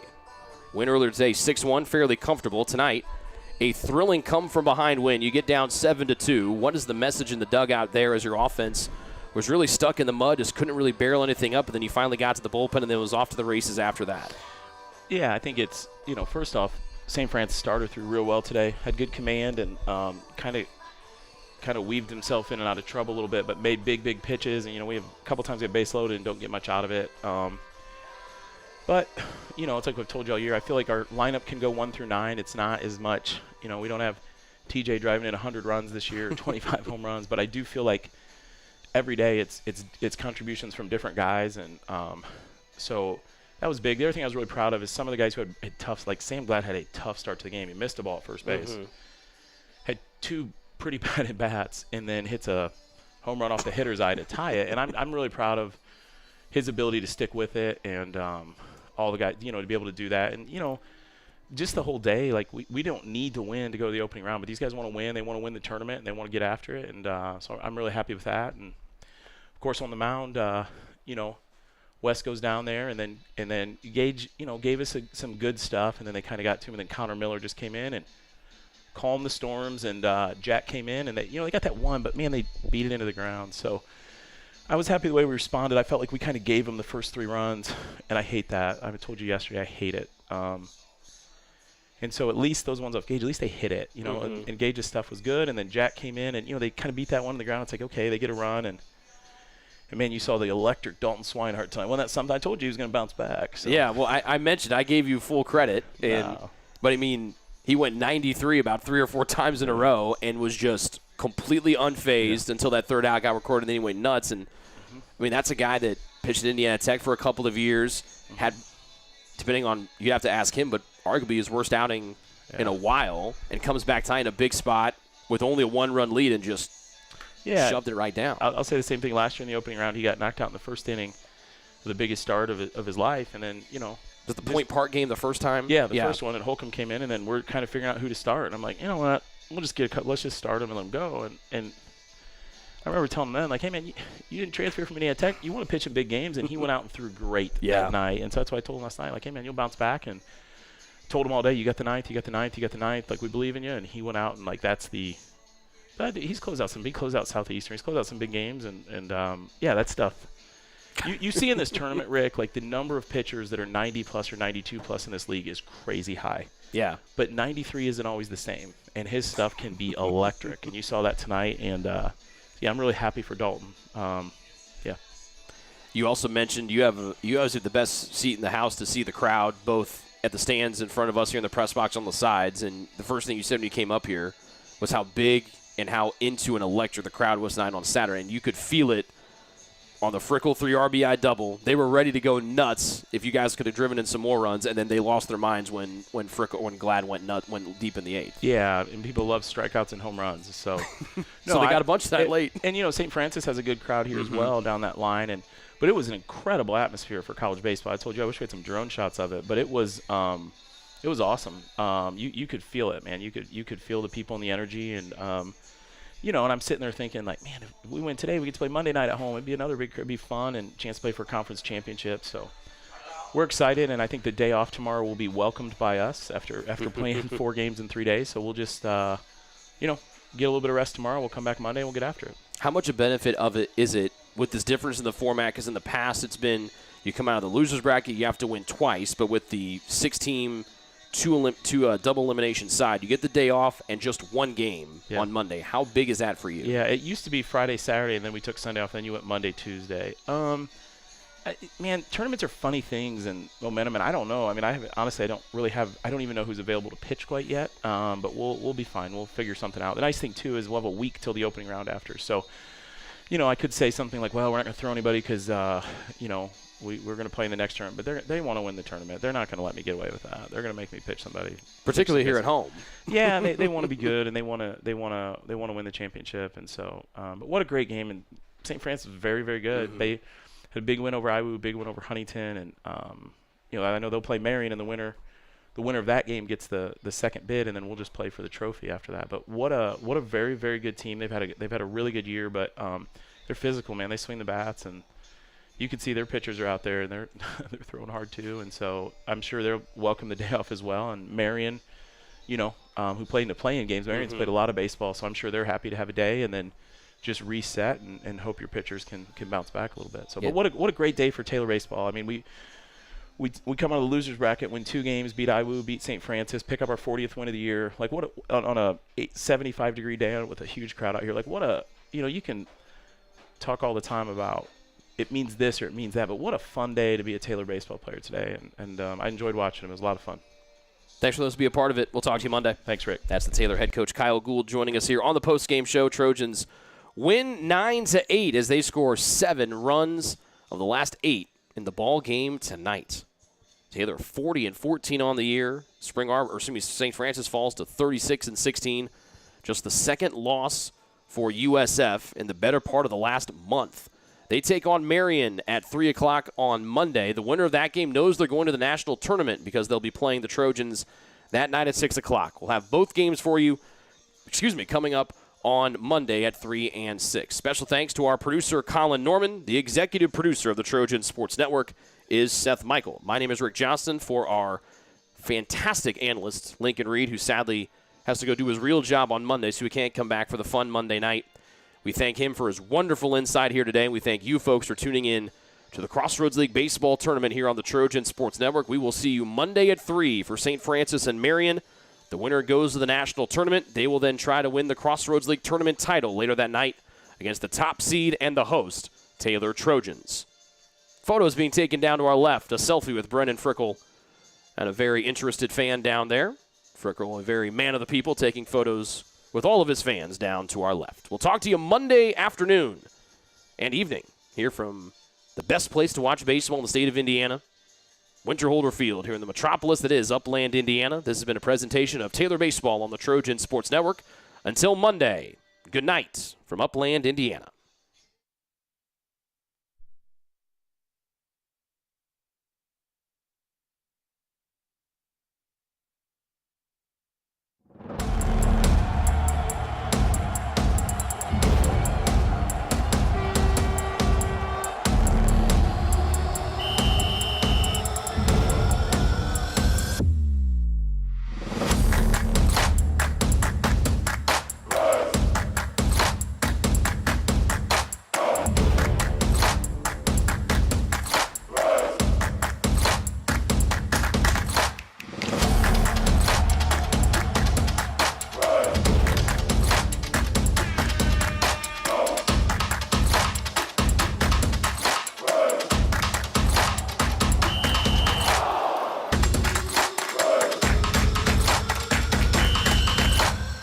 The proceeding has been a presentation of the Trojan Sports Network.